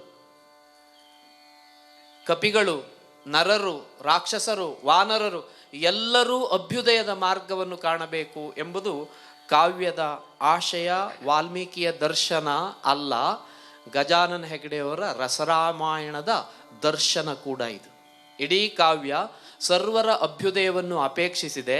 ಅದನ್ನು ಈ ಸರ್ವರೆಲ್ಲ ಸೇರಿ ಸಂಪಾದಿಸುವುದಕ್ಕೆ ನಾವು ತೊಡಗಿಕೊಂಡಿದ್ದೇವೆ. ಈಗ ಹೇಳುವುದಿಷ್ಟೇ, ಎದೆಯ ಮೊಗ್ಗರಳಿ ಬದು ದ್ರವಿಸಲಿ. ಇದಕ್ಕೊಂದು ಹೊಸ ಕಲ್ಪನೆಯನ್ನು ಕೊಡಬೇಕು. ನಮ್ಮೆಲ್ಲರ ಎದೆಯಲ್ಲಿ ಈಗ ಧನದಾಹ ತುಂಬಿಕೊಂಡಿದೆ, ಅಧಿಕಾರದ ದಾಹ ತುಂಬಿಕೊಂಡಿದೆ, ಪ್ರತಿಷ್ಠೆಯ ದಾಹ ತುಂಬಿಕೊಂಡಿದೆ, ಅನ್ಯರಿಂದ ಹೊಗಳಿಸಿಕೊಳ್ಳಬೇಕು ಎಂಬಂತಹ ಆಸೆಯ ದಾಹ ತುಂಬಿಕೊಂಡಿದೆ. ಅದೆಲ್ಲ ಹೋಗಿ ಸರ್ವರ ಅಭ್ಯುದಯ ಕನಸನ್ನು ಕಾಣಬಹುದಾದ ಕಾರುಣ್ಯ ಪ್ರೀತಿಯ ಭಾವ ಅರಳಿ ಅದರಿಂದ ಮಧು ದ್ರವಿಸಲಿ ಅಂತ ಕವಿ ಸಾರ್ ಹೇಳಿದ್ದನ್ನು ತುಂಬ ಚಂದಕ್ಕೆ ಚಿತ್ರಿಸಿದ್ದಾರೆ. ಆಚೆ ಮರದಿಂದ ಜೋತ ಮಧು ದ್ರವಿಸ್ತಾ ಇದೆ. ಕ್ರೌರ್ಯದ 2 ಸಂಕೇತಗಳಿದ್ದಾವೆ ನೋಡಿ. ಒಂದು ಕಣ್ಣು, ಇನ್ನೊಂದು ಆ ಕ್ರೌರ್ಯವನ್ನು ಮೀರಿ ನಿಂತ ಮುನಿ. ನಾವು ಚಿತ್ರವನ್ನು ನೋಡ್ತಾ ಕೂತವಾಗಾರೆ ವಾಲ್ಮೀಕಿ ಇರುವುದು ಹುತ್ತದಲ್ಲಲ್ವೇ? ವಾಲ್ಮೀಕಿ ಹೊರಗೆ ಬರುವಾಗ ಹುತ್ತದಿಂದ ಋಷಿಯಾಗಿ ಹೊರಗೆ ಬರಲಿಲ್ವೇ? ಇವರು ಹುತ್ತದ ಒಳಗೇನೆ ಬೇಡನನ್ನು ಚಿತ್ರಿಸಿದ್ರಲ್ಲ ಅಂತ. ಒಳಗೆ ಸೇರುವಾಗ ಎಲ್ಲರೂ ಕ್ರೌರ್ಯವಂತರೇ. ನಿಜವಾದ ಜೀವನದ ಕಾರುಣ್ಯ ಭಾವದಿಂದ ಯಾರು ಈ ಲೋಕವನ್ನು ನೋಡುವುದಕ್ಕೆ ಬರ್ತಾರೋ ಆವಾಗ ಅವರು ಕ್ರೌರ್ಯವನ್ನು ಕಳೆದುಕೊಂಡು ಕಾರುಣ್ಯವನ್ನು ಧರಿಸಿಕೊಂಡು ವೃಕ್ಷದ ರೂಪದಲ್ಲಿ ಸಕಲರಿಗೂ ಧರ್ಮಾತ್ಮದ ನೆರಳನ್ನು ಕೊಡುವಂತಹ ವ್ಯಕ್ತಿಗಳಾಗ್ತಾರೆ ಎಂಬ ಸಂಕೇತವನ್ನು ಸತೀಶ್ ಸರ್ ಇದರಲ್ಲಿ ತುಂಬ ಮಾರ್ಮಿಕವಾಗಿ ಚಿತ್ರಿಸಿದ್ದಾರೆ. ನಾವು ನಿಜವಾಗಿಯೂ ಆ ಚಿತ್ರವನ್ನು ನೋಡಿ ಆನಂದ ಪಡ್ತಾ ಇದ್ದೇವೆ. ಈಗ ಇಡೀ ರಾಮಾಯಣದ ಕತೆಗೆ ಒಂದು ಅತಿ ಮುಖ್ಯವಾದ ತಿರುವನ್ನು ಕೊಟ್ಟ ಮಂತರೆಯ ಸಂಗತಿಯನ್ನು ನೃತ್ಯ ಯಕ್ಷಗಾಯನದ ಗಾಯನದ ಮೂಲಕ ನೋಡೋಣ, ಆನಂದಿಸೋಣ. ಮಂಥರೆ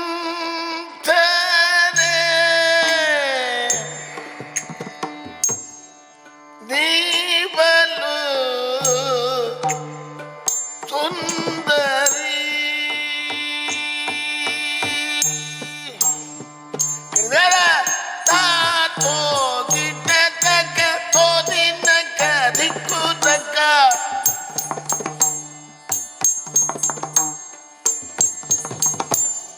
ಒಕ್ಕಳು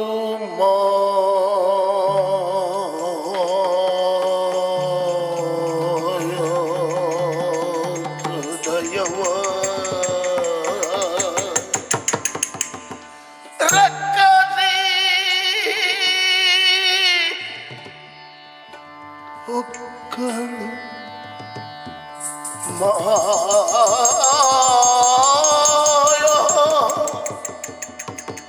ಹೃದಯವ ರಕ್ಕಸಿ ಕಾದಡಿದಳು ಕಾದಡಿದಳು ಕಾದಡಿದಳು ಕೈಕೆಯ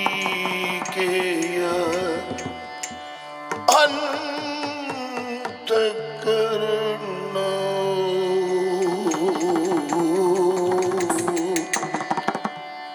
ಕಾದಡಿದಳು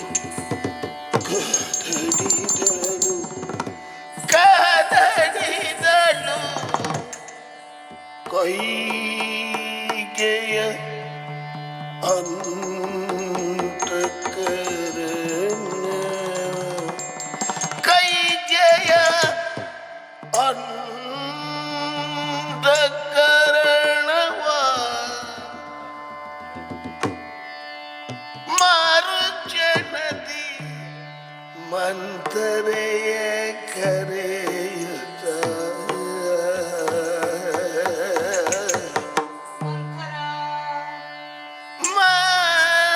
ಮಂಥರೆ ನೀ ಬಲು ಸುಂದರಿ ಸುಂದರಿ ಸುಂದರಿ ಓ ಮಂಥರೆ ಮಂಥರೆ ನೀ ಬಲು ಸುಂದರಿ ಸುಂದರಿ ಬಲು ಸುಂದರಿ ಬಲು ಸುಂದರಿ ಬಲು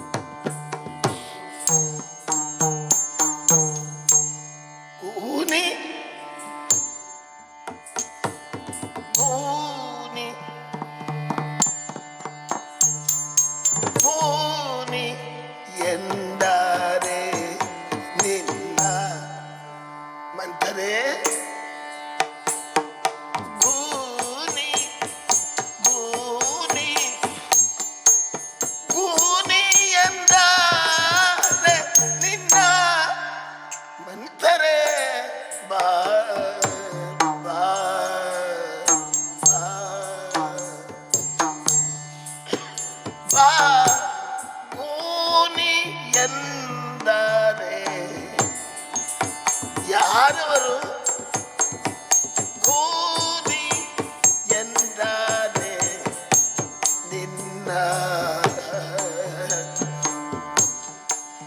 ನೀನದೆಷ್ಟು ಚಂದದ ಗೆಣ್ಣೆ ನೀನ ಎಷ್ಟು ಚಂದ ಎಷ್ಟು ಚಂದ ಎಷ್ಟು ಚಂದ ಎಷ್ಟು ಚಂದದ ಎಣ್ಣೆ ನೀನದೆಷ್ಟು ಚಂದದ ಗೆಣ್ಣೆ ಚಂದದ ಗೆಣ್ಣೆ ಚಂದದ ಚಂದದ ಗೆಣ್ಣೆ ಭೂನಿ ಎಂದಾರೆ ನಿನ್ನ ಭೂನಿ ಎಂದಾರೆ ನಿನ್ನ ನೀನದೆಷ್ಟು ಚಂದದ ಗೆಣ್ಣೆ ನೀನದೆಷ್ಟು ಚಂದದ ಗೆಣ್ಣೆ ನೀನದೆಷ್ಟು ಚಂದದ ಗೆಣ್ಣೆ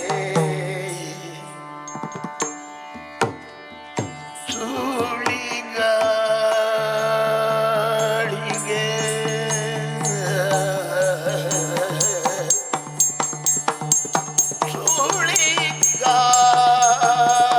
ಸುಳಿಗಾಳಿಗೆ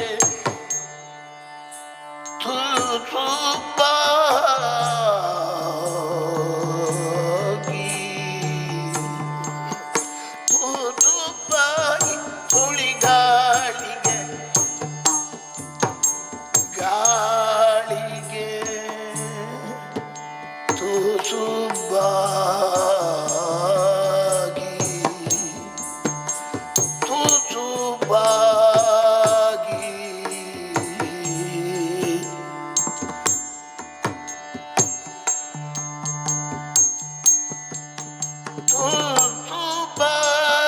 ತುಸುಬಾದುಳಿ ಗಾಳಿಗೆ ಗಾಳಿಗೆ ಗಾಳಿಗೆ ತುಸುಬಾಗಿ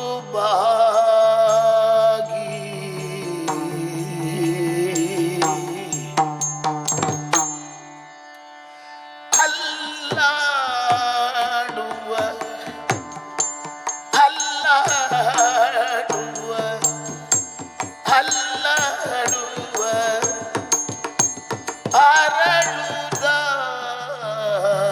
ಅರಳುದಾವರೆ ದಾವರೆ ಸುಳಿಗಾಳಿಗೆ ತುಸುಬಾಗಿ ಸುಳಿಗಾಳಿಗೆ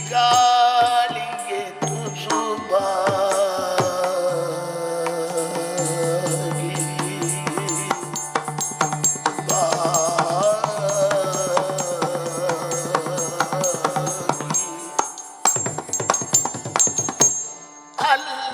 ಅಲ್ಲಾಡುವ ಅಲ್ಲಾಡುವ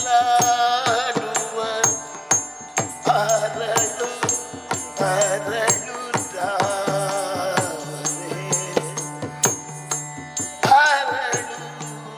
ಅರಳುದಾವರೆ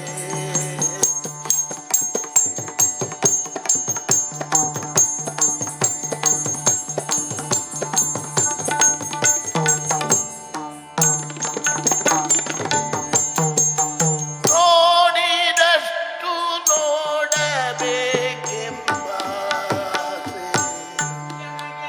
ನಿನ್ನ ನೋಡಿದಷ್ಟು ನಿನ್ನ ನೋಡಿದಷ್ಟು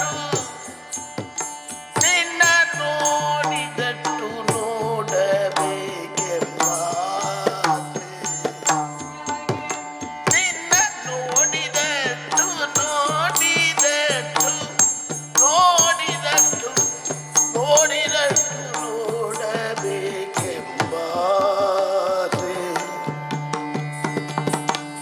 ಧನಿ ಬೆಳಕ ಚೆಲ್ಲುವ ಚಂದ್ರ ನೀನು ಚಂದ್ರ ನೀನು ಚಂದ್ರ ನೀನು ಚಂದ್ರ ನೀನು ಧನಿ ಬೆಳಕ ಚೆಲ್ಲುವ ಚಂದ್ರ ನೀನು ಚಂದ್ರ ನೀನು ಚಂದ್ರ ನೀನು ಚಂದ್ರ ನೀನು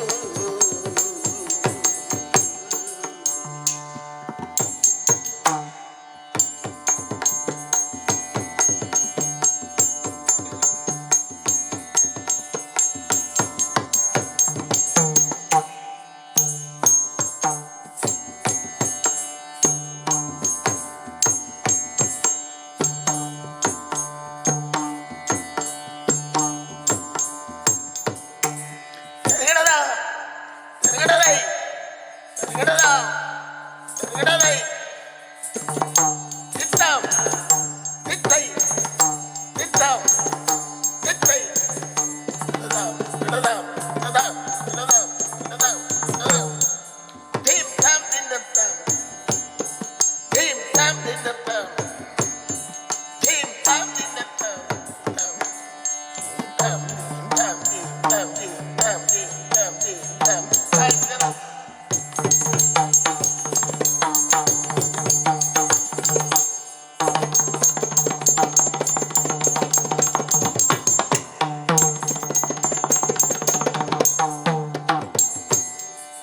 ಮಂತರೆ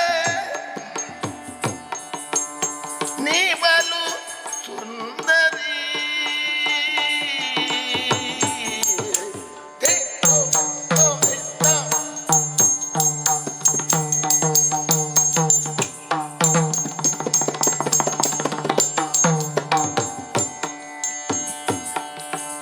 ಇರುವೆಲ್ಲ ಕುಳ್ಳಿಯರ ರಾಜ್ಞಿ ನೀನು ಇರುವೆಲ್ಲ ಕುಳ್ಳಿಯರ ರಾಜ್ಞಿ ನೀನು ತಲೆ ಎತ್ತಿರಿ ನಿನ್ನಡಿ ಪೂರ್ವ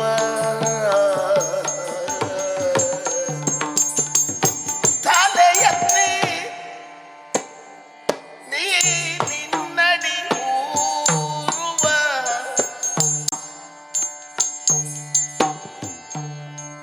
ಚಂದವೇ ಚಂದ ಬಲು ಚಂದವೇ ಚಂದ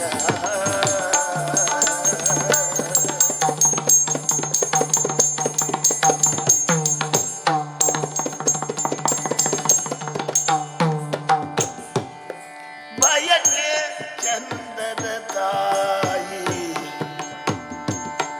ಬಯಕೆ ಚಂದದ ತಾಯಿ ಎದೆಯ ಮೊಗ್ಗರಳಿ ಮಧು ದ್ರವಿಸಲಿ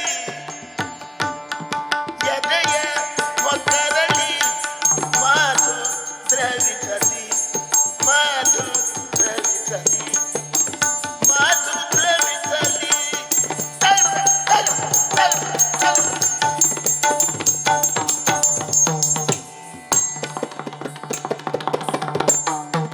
ಮಂಥರೆ ನೀ ಬಲು ಸುಂದರಿ ಸುಂದರಿ ಸುಂದರಿ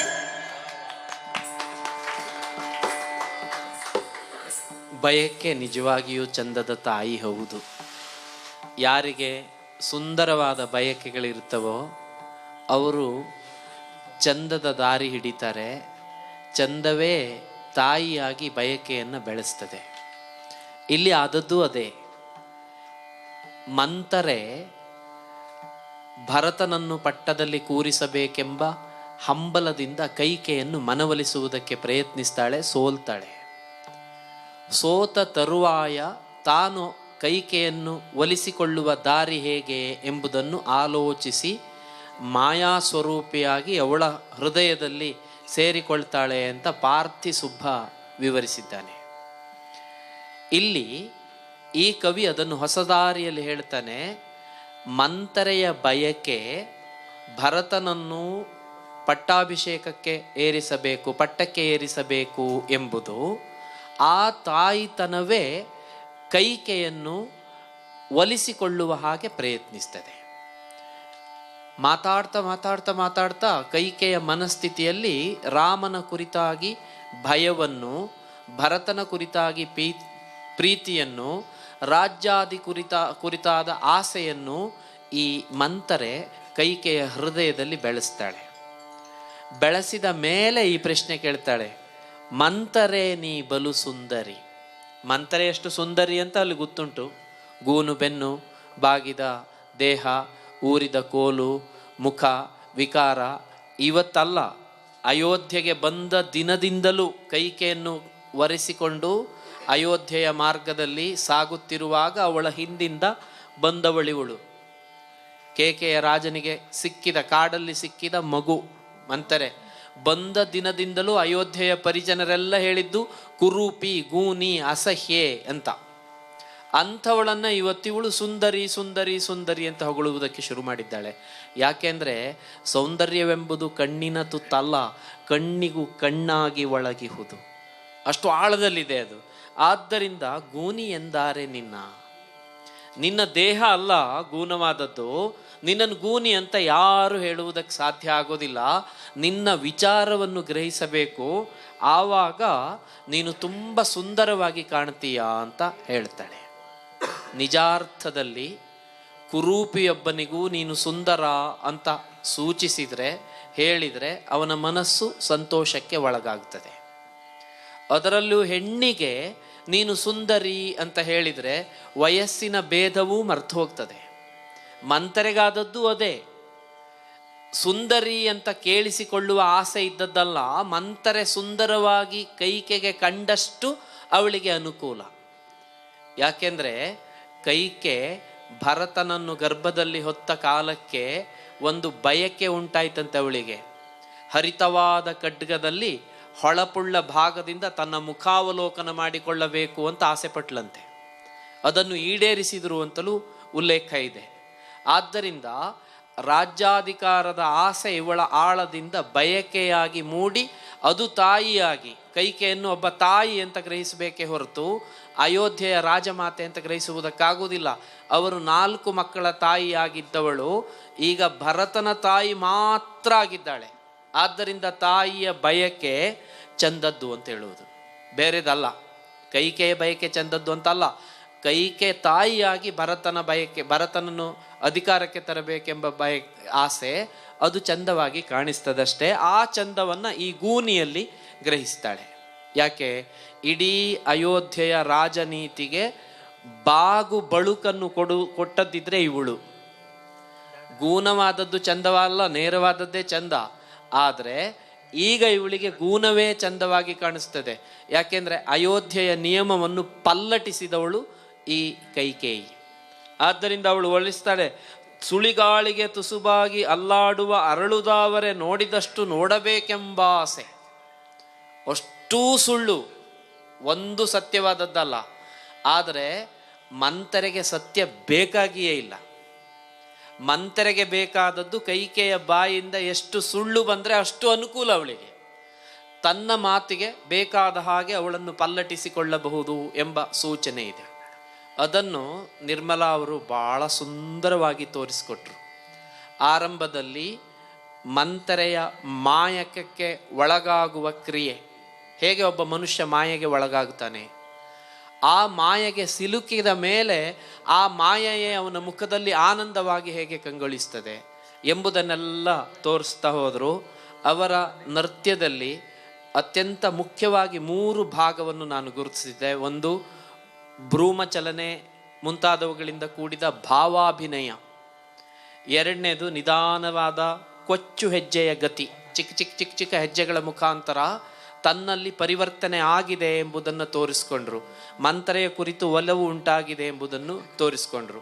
ಅದಕ್ಕಿಂತ ಮುಖ್ಯವಾದಂಥ ಒಂದು ಅಂಶ ಏನು ಅಂದರೆ, ಈ ಕಾವ್ಯದ ಪ್ರತಿ ಸಾಲುಗಳಲ್ಲಿ ಕಾಣಿಸಿಕೊಳ್ಳಬಹುದಾದ ಸಂಗತಿಗಳಿಗೆ ತಮ್ಮ ಹಸ್ತಾಭಿನಯದಿಂದ ಮುದ್ರೆಗಳನ್ನು ಕೊಡ್ತಾ ಈ ಪದ್ಯವನ್ನು ಬೆಳೆಸ್ಕೊಂಡು ಹೋದರು.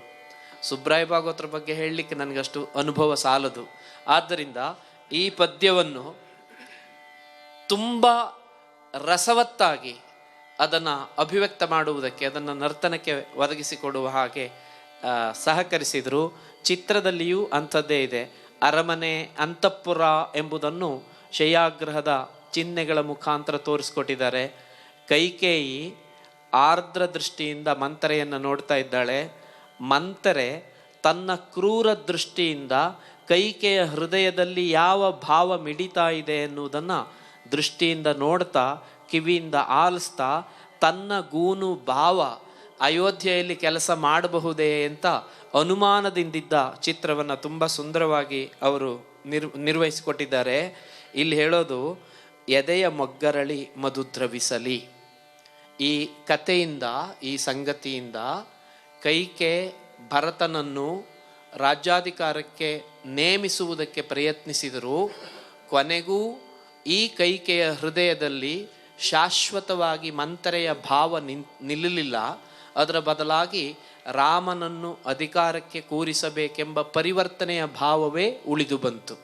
ಆದ್ದರಿಂದ ಹೃದಯದಲ್ಲಿ ಅರಳಬಹುದಾದದ್ದು ಮಧುವೇ ಹೌದು, ಕಮಲವೇ ಹೌದು, ಬಿಟ್ಟು ಬೇರೆ ಅಲ್ಲ ಎಂಬುದನ್ನು ಕವಿ ಇಲ್ಲಿ ತುಂಬ ಸೂಕ್ಷ್ಮವಾಗಿ ಉಲ್ಲೇಖ ಮಾಡ್ತಾ ಸಾಗಿದ್ದಾರೆ. ಈಗ ನಾವು ಮುಂದಿನ ಪದ್ಯಕ್ಕೆ ಹೋಗ್ತೇವೆ. ರಾಮ ಕಾಡಿಗೆ ಹೋಗಿದ್ದಾನೆ. ಕಾಡಿಗೆ ಹೋದವಾಗ ಅವನಿಗೆ ಆದ ಒಂದು ಅನುಭವದ ಕುರಿತಾಗಿ ಸುತೀಕ್ಷ್ಣರೊಡನೆ ನಡೆದ ಸಂಭಾಷಣೆಯನ್ನು ಪದ್ಯ ರೂಪದಲ್ಲಿ ಮಾಡಿದ್ದಾರೆ. ಅದನ್ನ ನೋಡೋಣ. ಸಕಲೈಶ್ವರ್ಯ ಸಾಮ್ರಾಜ್ಯ ಶ್ರೀ ಸಕಲೈಶ್ವರ್ಯ ಸಾಮ್ರಾಜ್ಯ ಶ್ರೀ ಪದತಲದಲ್ಲಿ ಬಿದ್ದುರುಳಾಡಿದಳು. ಶ್ರೀಪದತಲದಲ್ಲಿ ಬಿದ್ದುರುಳಾಡಿದಳು. ತನ್ನ ತಾನುರಿದುರಿದು ಬೆಳಗ್ಗೆ, ತನ್ನ ತಾನುರಿದುರಿದು ಬೆಳಗ್ಗೆ ನಿಂತಿತ್ತು ದೀಪ, ನಿಂತಿತ್ತು ದೀಪ, ನಿಂತಿತ್ತು ದೀಪ. ಸಕಲೈಶ್ವರ್ಯ ಸಾಮ್ರಾಜ್ಯ ಶ್ರೀಪದತಲದಲ್ಲಿ ಬಿದ್ದುರುಳಾಡಿದಳು.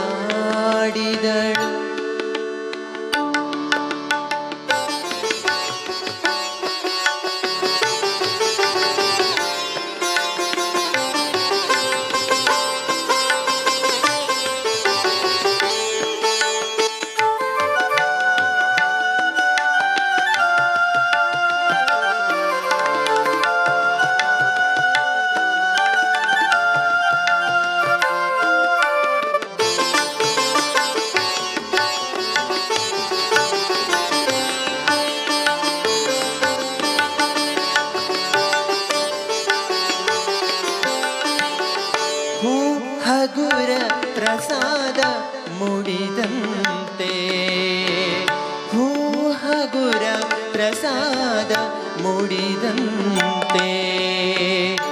ಪಾದುಕೆ ತಲೆಯ ಮೇಲಿಟ್ಟು ನಡೆದನು ಭರತ. ಪಾದುಕೆ ತಲೆಯ ಮೇಲಿಟ್ಟು ನಡೆದನು ಭರತ. ಹೂ ಹಗುರ ಪ್ರಸಾದ ಮುಡಿದಂತೆ. ಪಾದುಕೆ ತಲೆಯ ಮೇಲಿಟ್ಟು ನಡೆದನು ಭರತ. ಪಾದುಕೆ ತಲೆಯ ಮೇಲಿಟ್ಟು ನಡೆದನು ಭರತ. ಸಕಲೈಶ್ವರ್ಯ ಸಾಮ್ರಾಜ್ಯ.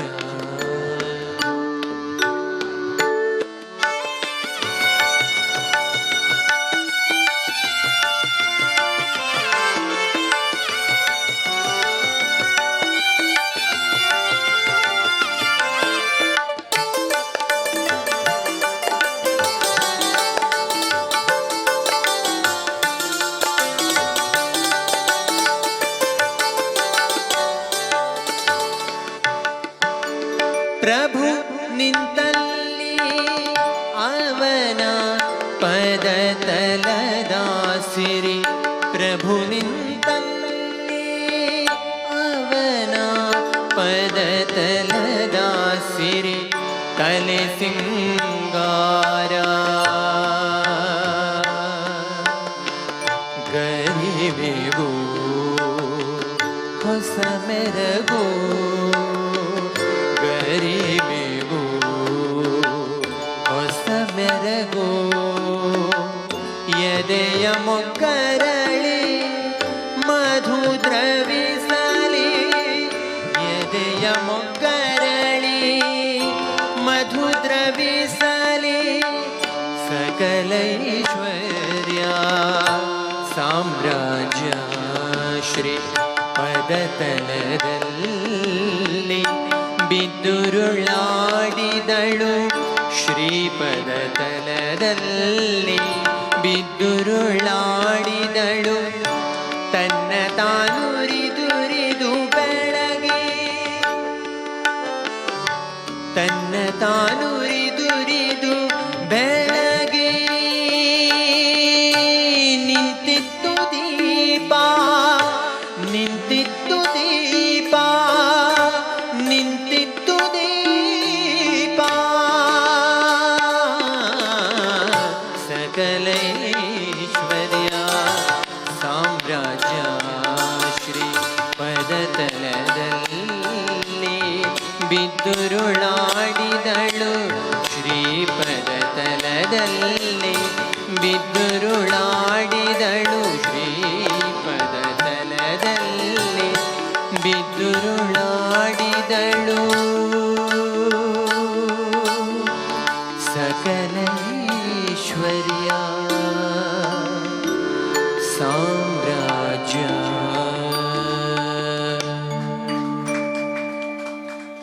ಅಯೋಧ್ಯೆಗೆ ಬಂದ ಭರತ ಮತ್ತು ಶತ್ರುಘ್ನರು ಪಿತೃಕಾರ್ಯವನ್ನು ಪೂರೈಸಿ ಮುಂದೆ ಮಾತೃವಿನ ಆಸೆಯನ್ನು ಈಡೇರಿಸಬೇಕೆಂಬ ವಸಿಷ್ಠರ ಆದೇಶವನ್ನು ಕೇಳಿ ಬೆಚ್ಚಿ ಬೀಳ್ತಾರೆ. ಆದರೆ ತಂದೆಯ ವಾಕ್ಯವನ್ನು ನಡೆಸುವುದಕ್ಕೆ ರಾಮ ಬದ್ಧನಿದ್ರೆ ತಾಯಿಯ ಆಸೆಯನ್ನು ಈಡೇರಿಸುವುದಕ್ಕೆ ಅವನ ಹಾಗೆ ನಾನು ಬದ್ಧನಿಲ್ಲ, ಯಾಕೆಂದರೆ ಅದಕ್ಕೆ ನಾನು ಸಿದ್ಧನಿಲ್ಲ ಅಂತ ಉತ್ತರಿಸ್ತಾನೆ. ಮತ್ತೆ ಮುಂದೇನು ದಾರಿ ಅಂತ ಕೇಳಿದವಾಗ ಅರಾಜಕವಾಗಬಾರದು ಎಂಬ ಸಂಗತಿಯನ್ನು ವಸಿಷ್ಠರೇ ಮೊದಲಾದಂತಹ ಋಷಿಮುನಿಗಳೆಲ್ಲ ಸಾರಿ ಹೇಳಿದವಾಗ ಹಾಗಾದರೆ ನಾನು ರಾಮನನ್ನು ಮತ್ತೆ ಇಲ್ಲಿ ತಂದು ಕೂರಿಸ್ತೀನಿ ಅಂತ ಹಠ ಹಿಡಿದು ಆ ಚಿತ್ರಕೂಟದತ್ತ ಹೊರಟು ನಿಲ್ತಾನೆ. ತುಂಬ ವಿಸ್ತಾರವಾದಂತಹ ಯಾತ್ರೆ ಅದು. ಅಯೋಧ್ಯೆಯಿಂದ ದೂರಾದ ರಾಮನನ್ನು ಮತ್ತೆ ಅಯೋಧ್ಯೆಯತ್ತ ಕರೆದು ತರುವುದಕ್ಕೆ ಸಾಗಿ ನಿಂತಹ ಒಂದು ರಾತ್ರೆ. ಅಂಥ ಸಂದರ್ಭದಲ್ಲಿ ಹೋಗಿ ರಾಮನ ಎದುರಿಗೆ ಕೂತು ಮಾತಾಡ್ತಾನೆ. ಅಣ್ಣ, ಈ ರಾಜ್ಯ ನಿನ್ನದು, ಸಕಲೈಶ್ವರ್ಯ ನಿನ್ನದು. ನಿನ್ನನ್ನು ಕರೆತರುವುದಕ್ಕೆ ಎಂಬ ಕಾರಣಕ್ಕಾಗಿಯೇ ನೀನು ಅಯೋಧ್ಯೆಯಿಂದ ಹೊರಹೊರಡುವಾಗ ಹೊತ್ತಿ ಹೊರಟಂತಹ ರಥವನ್ನೇ ಇಂದಿಗೂ ತಂದಿದ್ದೇನೆ. ಮೇಲೆ ಕೋವಿಧಾರ ಧ್ವಜವನ್ನು ಬಂಧಿಸಿದ್ದೇನೆ, ಅದು ನಿನಗೆ ಸಂದಾಯವಾಗಬೇಕಾದದ್ದು. ನಿನ್ನ ಶಿರವನ್ನು ಅಲಂಕರಿಸಬೇಕಾದ ಕಿರೀಟ ಇತ್ಯಾದಿಗಳನ್ನೂ ಜೊತೆಯಲ್ಲಿಟ್ಟು ಬಂದಿದ್ದೇನೆ. ಕಾಲಲ್ಲಿ ಧರಿಸಬೇಕಾದಂತಹ ಗೌರವ ಸೂಚಕವಾದ ಪಾದುಕೆಯೂ ನಿನ್ನದೇ. ಚದುರಂಗ ಸೇನೆಗೆ ಪ್ರಮುಖರಾದಂತಹ ಸೇನಾ ನಾಯಕರು ಈ ಜೊತೆಯಲ್ಲಿ ಇದ್ದಾರೆ. ಅಷ್ಟಮಂತ್ರಿಗಳಲ್ಲಿ ಕೆಲವರು ಇಲ್ಲಿ ಬಂದಿದ್ದಾರೆ. ಇವರೆಲ್ಲ ಇಲ್ಲಿಯೇ ನಿಲ್ಲುತ್ತಾರೆ. ನೀನು ಅಯೋಧ್ಯೆಗೆ ಬಾರದೆ ಹೋದರೆ ಇದು ಪ್ರತಿ ಅಯೋಧ್ಯೆ ಆಗ್ತದೆ ಅಂತ ಎಚ್ಚರಿಸ್ತಾನೆ. ಚದುರಂಗ ಸೇನೆ, ಬೊಕ್ಕಸ ಭಂಡಾರಗಳ ಸಕಲ ಐಶ್ವರ್ಯಗಳೆಲ್ಲ ರಾಮನ ಪದತಲದಲ್ಲಿಟ್ಟು ಇದು ನಿನಗೆ ಸಮರ್ಪಣೆ ಅಂತ ಸಾರಿದರೆ ರಾಮ ಹೇಳ್ತಾನೆ, ಇದಲ್ಲ ನನಗೆ ಸಮರ್ಪಣೆ ಆಗಬೇಕಾದದ್ದು ಆಗಿದೆ. ತಂದೆಯ ಆಜ್ಞೆಯನ್ನು ಮಾತನ್ನು ಪಾಲಿಸುವುದಕ್ಕಾಗಿ ನಾನು ಸಕಲವನ್ನು ಪರಿತ್ಯಾಗ ಮಾಡಿ ಅಯೋಧ್ಯೆಯಿಂದ ದೂರ ಬಂದಾಗಿದೆ. ಇದನ್ನು ಆಳಬೇಕಾದ ಆಳು ನೀನೇ ಅಂತ ಹೇಳ್ತಾನೆ. ನೋಡಿ ಎಷ್ಟು ಕವಿ ಮಾರ್ಮಿಕವಾಗಿ ಈ ಪದ್ಯವನ್ನು ಬಳಸಿದ್ದಾನೆ ಅಂತಂದರೆ, ಸಾಮ್ರಾಜ್ಯಶ್ರೀ ಪದತಲದಲ್ಲಿ ಬಿದ್ದು ಹೊರಳಾಡಿದಳು. ಶ್ರೀಪದ ಅಂದರೆ ಶ್ರೀರಾಮನ ಪಾದ ಅಂತ ಅರ್ಥ. ಪದತಲದಲ್ಲಿ ಬಿದ್ದು ಹೊರಳಾಡಿದಳು. ಅಯೋಧ್ಯೆ ಒಬ್ಬ ರಾಜನಿಗಾಗಿ ಕಾಯ್ತಾ ಇದೆ. ಸಂಪತ್ತು, ಇಡೀ ಸಂಪತ್ತು ಕಾಯ್ತಾ ಇದೆ. ಆದರೆ ಭರತನಿಗೂ ಬೇಡ, ರಾಮನಿಗೂ ಬೇಡ. ಈಗ ಸಂಪತ್ತು ಅಂದರೆ ಎಲ್ಲರಿಗೂ ಬೇಕು. ಆದರೆ ರಾಮನಿಗೆ ಬೇಡದ ಸಂಪತ್ತು ನನಗೆ ಬೇಡ ಎನ್ನುವ ತಮ್ಮಂದಿರಿದ್ದರೂ ಆಗ. ಆದ್ದರಿಂದ ಸಂಪತ್ಶ್ರೀನೇ ಹೊರಳಾಡ್ತಾ ಇದೆ, ತೊಳಲಾಡ್ತಾ ಇದೆ, ತನ್ನನ್ನು ಆಳುವರಿಲ್ಲ ಅಂತ ಆತಂಕಕ್ಕೆ ಒಳಗಾಗಿದೆ. ಆಗ ರಾಮ ತನ್ನಲ್ಲಿ ತಾನುರಿದು ಬೆಳಗಿದ ದೀಪದ ಹಾಗೆ ಮಾತಾಡ್ತಾನೆ. ದೀಪದ ಗುಣ ಅದು. ಬೇರೆಯವರನ್ನು ಉರಿಸಿ ತನ್ನ ಬೆಳಕನ್ನು ನೋಡಿಕೊಳ್ಳೋದಿಲ್ಲ. ತನ್ನ ಇಲ್ಲಿದ್ದಂತಹ ಸತ್ಯವೆಂಬ ತೈಲವನ್ನು, ನ್ಯಾಯವೆಂಬ ಬತ್ತಿಯನ್ನು ಧರ್ಮವೆಂಬ ಬೆಳಕಾಗಿ ಬೆಳಗಿಸುವಂತಹ ಸ್ವಭಾವದಿಂದ ಕೂಡಿದ್ದಾರೆ. ರಾಮ ಸತ್ಯವಚನವನ್ನು ತೈಲವಾಗಿಸಿಕೊಂಡ, ನ್ಯಾಯವನ್ನು ಬತ್ತಿಯಾಗಿಸಿಕೊಂಡ ತನ್ನ ದೇಹ, ಆ ಮೂಲಕ ರಾಜ್ಯಕ್ಕೆ ಆದರ್ಶವೆಂಬ ಬೆಳಕನ್ನು ಕೊಟ್ಟ. ಇಲ್ಲಿ ದೀಪ ಉರಿದದ್ದು ರಾಮನಿಂದಾದರೂ ಬೆಳಗಿದ್ದು ಭರತನ ಹೃದಯವನ್ನು. ನಾವು ಆಲೋಚನೆ ಮಾಡಬೇಕಾದಂಥ ಅತಿ ಮುಖ್ಯವಾದ ಒಂದು ಸಂಗತಿ ಇದೆ. ತಂದೆ ತಾಯಿಯ ಗರ್ಭದಿಂದ ಹುಟ್ಟಿದ ನಿಜ ಸಹೋದರರ ಸಂಬಂಧ ಎಷ್ಟು ತೀವ್ರವಾದದ್ದು, ಎಷ್ಟು ಗಾಢವಾದದ್ದು ಅಂತ ನೋಡಬೇಕು ಅಂತಾದರೆ ಪಿತ್ರಾರ್ಜಿತ ಆಸ್ತಿಯನ್ನು ಹಂಚಿಕೊಳ್ಳುವಾಗ ನೋಡಬೇಕಂತೆ. ಅವರು ಇದ್ದಕ್ಕಿದ್ದ ಹಾಗೆ ದಾಯಾದಿಗಳಾಗಿ, ಶಾಶ್ವತ ಮತ್ಸರಿಗಳಾಗಿ, ಪರಸ್ಪರ ಒಬ್ಬರ ಮುಖವನ್ನು ಒಬ್ಬರು ನೋಡದವರಾಗಿ, ಬದ್ಧ ವೈರಿಗಳಾಗಿ ನಿಂತು ಬಿಡ್ತಾರೆ. ಆದರೆ ಇಲ್ಲ, ಹಂಗಿಲ್ಲ. ಸಾಮ್ರಾಜ್ಯ ಶ್ರೀಯೇ ತನಗೆ ನಾಯಕರು ಯಾರೂ ಇಲ್ಲ, ನಾಥರು ಯಾರೂ ಇಲ್ಲ ಅಂತ ಅನಾಥ ಪ್ರಜ್ಞೆಯಿಂದ ಬಳಲ್ತಾ ಇರುವಂಥ ಸನ್ನಿವೇಶ ಸೃಷ್ಟಿಯಾಗಿದೆ. ನಾನು ಆಳ್ತೇನೆ ಎನ್ನುವ ಕಾರಣಕ್ಕಲ್ಲ, ನಾನು ಇದರ ಆಳಾಗುವುದಕ್ಕೆ ಸಿದ್ಧನಿದ್ದೇನೆ ಎಂಬ ಭಾವದಿಂದ ಅದು ಅನಾಥವಾಗಿದೆ. ಅದಕ್ಕಾಗಿ ರಾಮ ಇಲ್ಲೆಲ್ಲೂ ಇಲ್ಲ, ಭರತ ಇದ್ದಾನೆ. ಸಮಸ್ಯೆ ಬಿಗಡಾಯಿಸ್ತು. ನನಗೆ ಪಿತೃವಾಕ್ಯ ಪರಿಪಾಲನೆ ಧರ್ಮ ಅಂತ ಹೇಳಿದರೆ, ಭರತ ಹೇಳ್ತಾನೆ ನನಗೆ ಮಾತೃವಾಕ್ಯ ಪರಿಪಾಲನೆ ಧರ್ಮ ಅಲ್ಲ, ನಿನ್ನ ಸೇವೆಯೇ ಧರ್ಮ, ನನಗೆ ಅದು ಬೇಡ ಅಂತ ಹೇಳ್ತಾನೆ. ಬಹಳ ಸುಂದರವಾದ ಸಾಲುಗಳನ್ನು ಕೊಟ್ಟಿದ್ದಾರೆ. ಇದು ಹೂ ಹಗುರ ಪ್ರಸಾದ ಮುಡಿದಂತೆ. ಈ ಹೂವು ಗಿಡದಲ್ಲಿ ಅರಳುತ್ತದೆ, ಅದನ್ನು ಸಂಗ್ರಹಿಸಿ ತಂದು ದೇವರಿಗೆ ಪೂಜಿಸ್ತಾರೆ. ದೇವರ ಮುಡಿಯೇರಿದ ಹೂವು ಅಥವಾ ಅಡಿಯೇರಿದ ಹೂವು ನಮ್ಮ ಕರತಲದಲ್ಲಿ ಬಂದು ನಿಂತಾಗ ಅದು ಪ್ರಸಾದ ಆಗುತ್ತದೆ. ಅದರ ತೂಕವನ್ನು ಅಳೆದರೆ ತುಂಬ ಹಗುರವಾದದ್ದೇ, ಘನವಾದ ತೂಕವನ್ನು ಅದು ಕೊಡುವುದಿಲ್ಲ. ಹಗುರವಾದ ತೂಕದಿಂದ ಕೂಡಿದ್ದರೂ ಕೈಯಲ್ಲಿ ಪ್ರಸಾದ ಅಂತ ಕೊಟ್ಟಾವಾಗ ಅದರ ಭಾರ ಹೆಚ್ಚಾಗ್ತದೆ. ಎಷ್ಟೋ ಸಲ ಹೇಳ್ತೇವೆ, ನೀನಾಡಿದ ಮಾತು ಸತ್ಯ ಹೌದು ಅಂತ ಆದರೆ ಹಿಡಿ ಪ್ರಸಾದ ಅಂತ. ಸುಳ್ಳು ಹೇಳಿದ್ದಾನಾದರೆ ಆ ಪ್ರಸಾದವನ್ನು ಒಂದು ಗಿರಿಯ ಭಾರ ಎತ್ತಿದ ಅನುಭವದಲ್ಲಿ ಅದನ್ನು ಹಿಡಿತಾನವನು, ಹಿಡಿಯುವುದಕ್ಕೆ ತಯಾರಾಗುವುದಿಲ್ಲ. ಇಲ್ಲಿ ರಾಮ ಪ್ರಸಾದ ರೂಪವಾಗಿ ಕೊಟ್ಟಂತಹ ಭರತನ ಈ ರಾಮನ ಪಾದುಕೆಗಳು ಭರತನಿಗೆ ಇಡೀ ಸಮಸ್ಯೆಯನ್ನು ಹೂಹಗುರವಾಗಿ ಬಿಡಿಸುವುದಕ್ಕೆ ಸಾಧ್ಯವಾಯಿತು. ಕವಿ ಹೇಳುವುದು, ಅಯೋಧ್ಯೆಯನ್ನು ಬೇರೆ ಯಾರು ಆಳುವುದಕ್ಕೆ ಸಾಧ್ಯ ಆಗುವುದಿಲ್ಲ. ದಶರಥನ ಮಕ್ಕಳೇ ಆಳಬೇಕು, ಹಿರಿಯರಾದ ರಾಮ ಆಳಬೇಕು, ಇಲ್ಲ ಇನ್ನೊಬ್ಬ ಹಿರಿಯನಾದ ಭರತ ಆಳಬೇಕು. ಲಕ್ಷ್ಮಣ ಮತ್ತು ಶತ್ರುಘ್ನ ಇಬ್ಬರೂ ಅದರ ಸಮೀಪಕ್ಕೂ ಬರುವುದಿಲ್ಲ. ಆದ್ದರಿಂದ ಈ ಸಮಸ್ಯೆಯನ್ನು ಪರಿಹರಿಸುವುದು ವಶಿಷ್ಠರಿಗೂ ಸಾಧ್ಯ ಆಗಲಿಲ್ಲ, ಸುಮಂತ್ರನಿಗೂ ಸಾಧ್ಯ ಆಗಲಿಲ್ಲ. ಆದರೆ ರಾಮ ಅದನ್ನು ಹೂಹಗುರವಾಗಿ ಬಿಡಿಸಿ ಕಳಿಸಿದ. ಭರತನ ನಿಜವಾಗಿ ವ್ಯವಹಾರ ನಡೆದಿದ್ದರೆ ಭರತನ ಮುಡಿಗೇರಬೇಕಾದದ್ದು ಸೂರ್ಯವಂಶದ ಹಿರಿಯರಾದಂತಹ ಪರಾಕ್ರಮಿಗಳಾದಂತಹ ಮನು, ಮಾಂಧಾತ ಮುಂತಾದವರು ಆಳಿದಂತಹ ಅನುಭವಿಸಿದಂತಹ ಮಕುಟ ಅವನ ತಲೆಗೆ ಇರಬೇಕಾಗಿತ್ತು. ಅದರ ಬದಲಾಗಿ ಇವನ ತಲೆಗೆ ಸಿಂಗಾರ ಆದದ್ದು ಶ್ರೀರಾಮ ತನ್ನ ಪಾದಗಳನ್ನು ಅದಕ್ಕೆ ಸ್ಪರ್ಶ ಮಾಡಿಸಿ ಇದು ನಿನಗೆ ಅನುಗ್ರಹ ಅಂತ ಕೊಟ್ಟಂತಹ ಪಾದುಕೆಯ ಕಿರೀಟ ಅವನ ತಲೆಗೇರಿತು. ನೋಡಿ, ಅಣ್ಣನನ್ನು ಆಸ್ತಿಯ ವಿಷಯದಲ್ಲಿ ನಿನ್ನ ತಲೆ ಹಾರಿಸ್ತೇನೆ ಅಂತ ಹೇಳುವ ತಮ್ಮಂದಿರನ್ನು ದಿನವೂ ಕಾಣುವ ನಾವುಗಳು ಈ ಸಾಲುಗಳನ್ನು ಅರ್ಥ ಮಾಡಬೇಕು. ಅಣ್ಣ ನಿನ್ನ ಪಾದುಕೆಯಾದರೂ ನನ್ನ ತಲೆ ಮೇಲೆ ಇಟ್ಟುಕೊಂಡು ರಾಜ್ಯದ ಆದೇಶ ಅಂತ ಪಾಲಿಸಿಕೊಂಡು ನಾನು ಸಾಗುತ್ತೇನೆ ಹೇಳುವ ತಮ್ಮ, ಪ್ರಭು ನಿಂತಲ್ಲಿ ಅವನ ಪದತಲದಲ್ಲಿ ತಲೆ ಸಿಂಗಾರ. ಪ್ರಭು ಎಲ್ಲಿ ನಿಂತಿದ್ದಾನೋ ಅವನ ಪದತಲದಲ್ಲಿ ಆ ಪಾದುಕೆ ತಂದಿಟ್ಟಿದ್ದಾನೆ.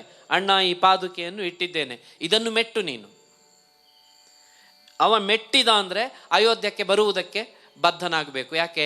ಪರಿತ್ಯಾಗ ಮಾಡಿದಂತಹ ಪಾದುಕೆ ಅದು. ಆದರೆ ಇದನ್ನು ಮೆಟ್ಟುವುದಕ್ಕೆ ಸಿದ್ಧನಿಲ್ಲ ನಾನು, ಆದರೆ ಸ್ಪರ್ಶಿಸ್ತೇನೆ ಅಂತ ಹೇಳ್ತೇನೆ. ಮೆಟ್ಟುವುದು ಬೇರೆ, ಸ್ಪರ್ಶಿಸುವುದು ಬೇರೆ. ಅನುಗ್ರಹ ಅಂತ ಅದಕ್ಕೆ ಹೇಳ್ತೇವೆ. ಅದು ಇವನಿಗೆ ತಲೆಯ ಸಿಂಗಾರ ಆಯಿತು. ಕೈಕೆಯ ಮನಸ್ಸಿನಲ್ಲಿ ಅಥವಾ ಮಂಥರೆಯ ಕನಸಿನಲ್ಲಿ ಭರತನ ತಲೆಯ ಮೇಲೆ ಅಯೋಧ್ಯೆಯ ಕಿರೀಟ ಇರಬೇಕಾಗಿತ್ತು.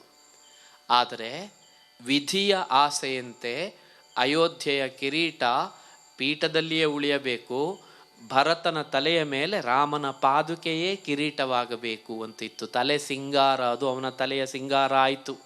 ಅಂಥದ್ದನ್ನು ಹೇಳ್ತಾರೆ, ಗರಿಮೆಗೂ ಹೊಸ ಮೆರಗು ಎದೆಯ ಮೊಗ್ಗರಳಿ ಮಧು ದ್ರವಿಸಲಿ. ನನಗೆ ಗರಿಮೆಗೂ ಎಂಬುದಕ್ಕಿಂತ ಹೊಸ ಮೆರಗು ಎಂಬುದೇ ಮುಖ್ಯವಾಗ್ತದೆ.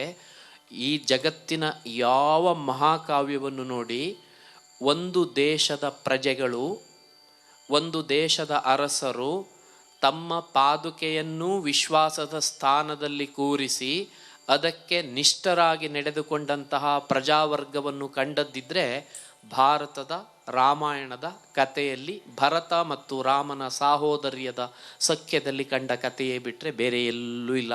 ಅದು ಹೊಸ ಮೆರಗು. ಆದ್ದರಿಂದ ಸಾಹೋದರ್ಯವೆಂಬ ಪ್ರೀತಿ, ಈಗ ಭಾರತದಲ್ಲಿಯೂ ಅಂಥದ್ದೇ ಸನ್ನಿವೇಶ ಇದೆ. ಯಾರು ಆಳಬೇಕು ಎಂಬುದು. ರಾಮ ಒಂದು ಕಡೆ ಹೇಳ್ತಾನೆ, ಯಾರು ಆಳಬೇಕು ಎಂಬ ಬಗ್ಗೆ ಭಾಳ ಚರ್ಚೆ ಬೇಡ, ಹೇಗೆ ಆಳಬೇಕು ಎಂಬ ಬಗ್ಗೆ ಚರ್ಚೆ ಮಾಡೋಣ ಅಂತ. ಈಗ ನಾವು ಅದು ಬಿಟ್ಟು ಬಹಳ ಕಾಲ ಆಗಿದೆ. ಯಾರು ಆಳಬೇಕು ಅನ್ನೋದೇ ಚರ್ಚೆ, ಹೇಗೆ ಆಳಬೇಕು ಅನ್ನೋ ಚರ್ಚೆ ಇಲ್ಲವೇ ಇಲ್ಲ. ಆದ್ದರಿಂದ ಆಳುವವರ ಮನದಲ್ಲಿ, ಸಂಪತ್ತನ್ನು ಅನುಭವಿಸುವವರ ಹೃದಯದಲ್ಲಿ ಸಾಹೋದರ್ಯದ ಭಾವವೆಂಬ ಮಧು ಮೊಗ್ಗರಳಿ ದ್ರವಿಸಲಿ ಎಂಬ ಸಂಗತಿಯನ್ನು ಇಲ್ಲಿ ತುಂಬ ಸುಂದರವಾಗಿ ಚಿತ್ರಿಸಿದ್ದಾರೆ. ನಿಶ್ಚಿಂತನಾದ ಭರತ ಹೊರಟು ನಿಂತಿದ್ದಾನೆ, ಅದರ ಸಂಕೇತಗಳನ್ನು ಇಲ್ಲಿ ವಿಶೇಷವಾಗಿ ಕೊಟ್ಟಿದ್ದಾರೆ. ಭರತ ಅಗ್ನಿ ದಿವ್ಯವನ್ನು ಹೊಕ್ಕ ಹಾಗೆ ಈ ಸಂಗತಿ ಇದೆ. ಮೇಲೆ ಪ್ರಕಾಶದ ಸಂಕೇತವನ್ನು ಕೊಟ್ಟಿದ್ದಾರೆ. ಅದು ಇಡೀ ಸೂರ್ಯವಂಶದ ಸಂಕೇತವಾಗಿ ನಮಗೆ ಕಾಣಿಸ್ತದೆ. ಸೂರ್ಯವಂಶದ ಒಂದು ಹೊಸ ಬೆಳಗಾಗಿ ನಮಗೆ ಕಾಣಿಸ್ತದೆ. ಮುಂದಿನ ಪದ್ಯಕ್ಕೆ ಪ್ರವೇಶ ಮಾಡೋಣ. ಸುತೀಕ್ಷ್ಣರನ್ನು ಕಂಡಂತಹ ಸನ್ನಿವೇಶ.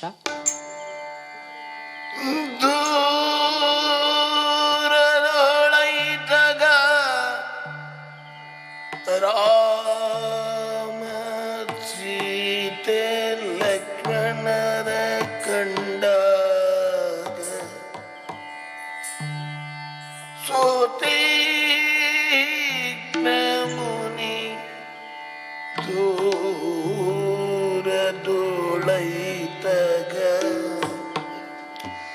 ರಾಮ ಸೀತೆ ಲಕ್ಷ್ಮಣನ ಕಂಡು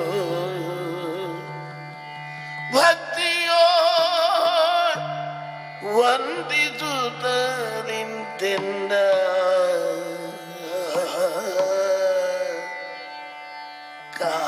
ಕಾದಿದ್ದೆ ಕಂದ.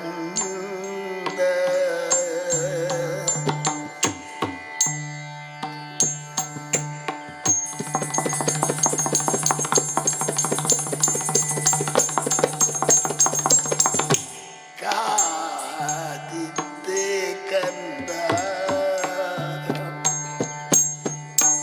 ಕಾದಿದ್ದೆ ಕಂದ,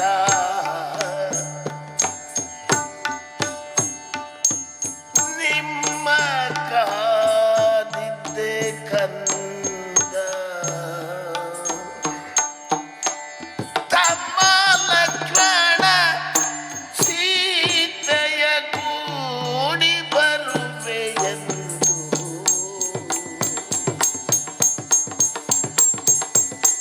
ತಮ್ಮ ಲಕ್ಷ್ಮಣ ಸೀತೆಯ ಕೂಡಿ ಸೀತೆಯ ಕೂಡಿ ಬರುವೆಯೆಂದು ಬರುವೆಯೆಂದು ಕಾದಿದ್ದೆ ಕಂದ. ಬಾ ಬಾ ಬಾ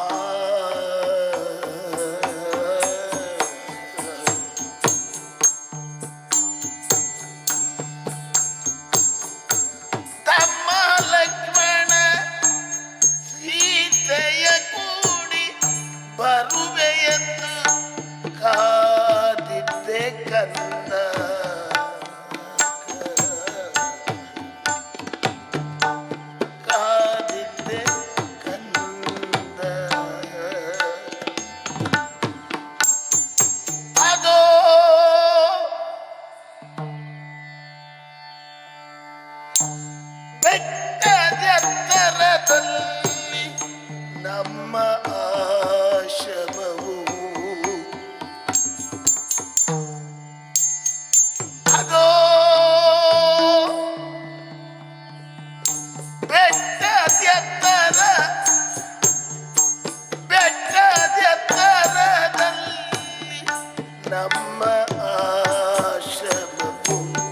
ನಮ್ಮ ಆಶ್ರಮವು ನಮ್ಮ ಆಶ್ರಮ ಅಲ್ಲಿ ಅಲ್ಲಿ ಅಲ್ಲಿ ಭಯ ರಹಿತ ಭಯ ಭಯ ಭಯ ರಹಿತ ಅಲ್ಲಿ ಭಯ ಭಯ ರಹಿತ ಭಯ ರಹಿತ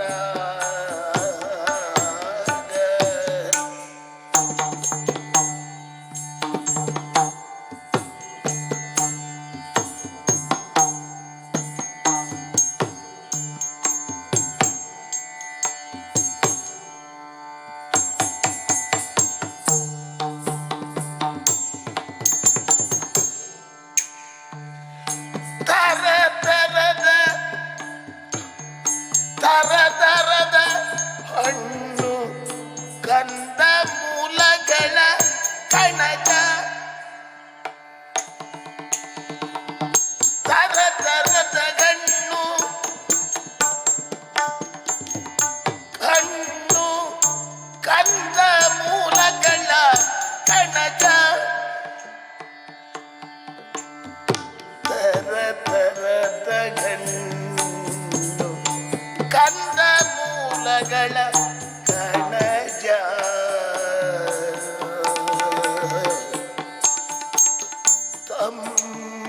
ತಂಪು ಜಲ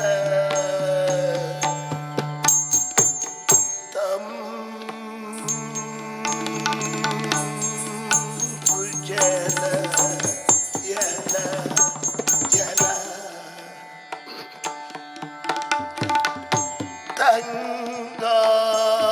ತಂಗಾಡಿ ತಂಗಾಡಿ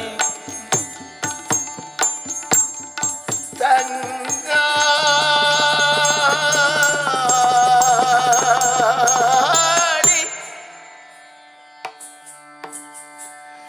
ಇಂಪು ವಿಹಗದ ಗಾನ ಇಂಪು ವಿಹಗದ ಗಾನ ಇಂಪು ವಿಹಗದ ಗಾನ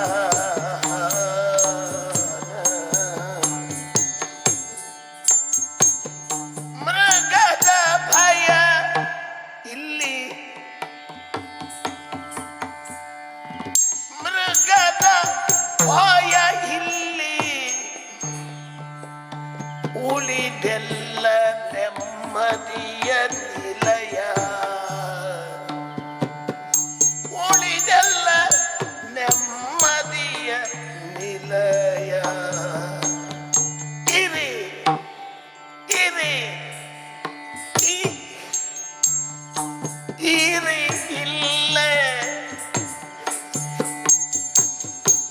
ಇರಿ ಇಲ್ಲೇ ಮನಕ್ಕೆ ಸಂತಸ ಇರಿ ಇಲ್ಲೇ ಮನಕ್ಕೆ ಸಂತಸ ದೇಹಕ್ಕಿದೆ ಸೌಖ್ಯ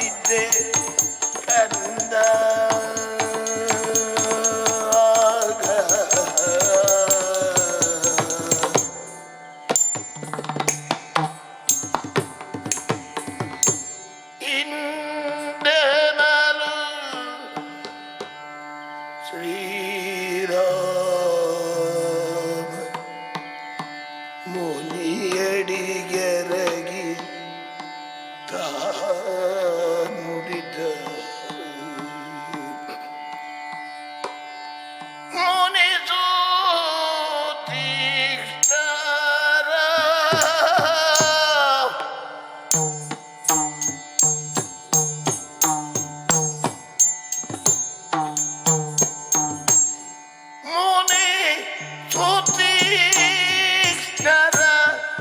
ಕಾಲಿಗೆರಗಿ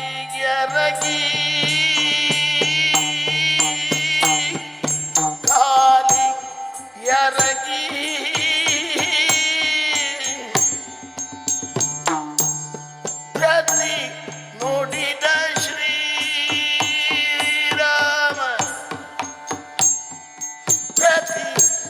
ಪ್ರತಿ ನುಡಿದ ಶ್ರೀರಾಮ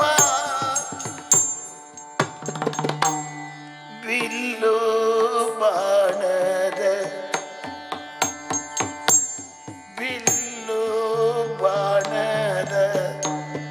ನನ್ನ ಬದುಕಿ ನೆಲನಲ್ಲ ಸ್ವಾಮಿ ಬಿಲ್ಲು ಬಾಣದ ನನ್ನ ಬದುಕಿ ನೆಲನಲ್ಲ ಮೃಗಬೇಟೆ ನಮಗೆ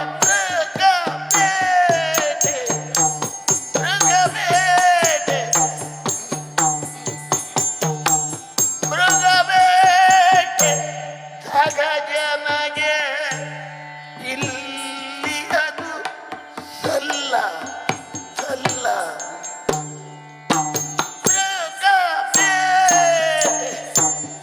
ಮೃಗಬೇಟೆ ಜನಗೆ ಇಲ್ಲಿ ಅದು ಕೊಲ್ಲ ಸಲ್ಲ ಇಲ್ಲಿಗದು ಸಲ್ಲ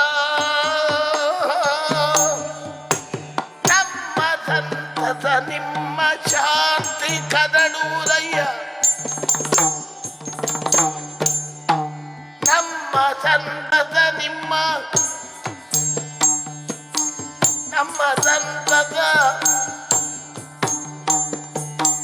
ನಮ್ಮ ಸಂತತ ನಿಮ್ಮ ಶಾಂತಿ ಕದಡುವುದಯ್ಯ ಇರಬಾರದಿಲ್ಲಿ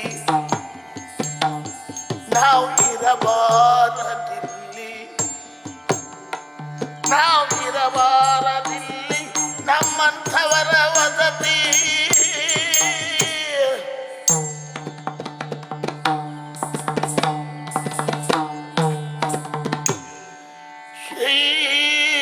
ಶ್ರೀರಾಮ ನುಡಿ ಕೇಳಿ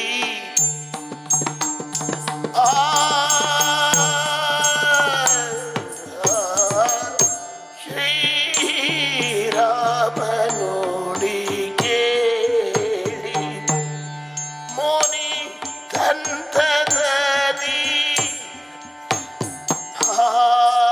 ಹಾರೈಸಿ ಮುನಿ ಹರುಷರಿಂ ಹಾರೈಸಿ ತನ್ನ ಗಳಿಗೆಯ ಪುಣ್ಯ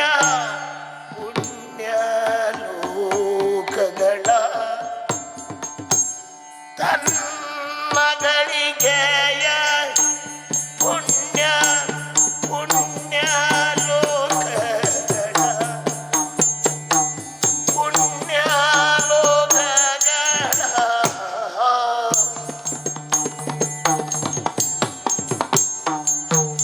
ಆಯುಷ್ಯ ಬಲ್ಲ ತಪ್ಪಕ್ಕೆ ಕಾಲ ನನಗಿದೆ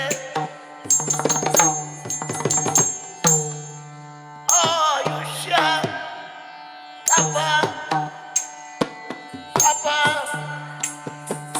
ಆಯುಷ್ಯ ಬಲ ತಪಕ್ಕೆ ಕಾಲ ನನಗಿದೆ ಆರ್ಯ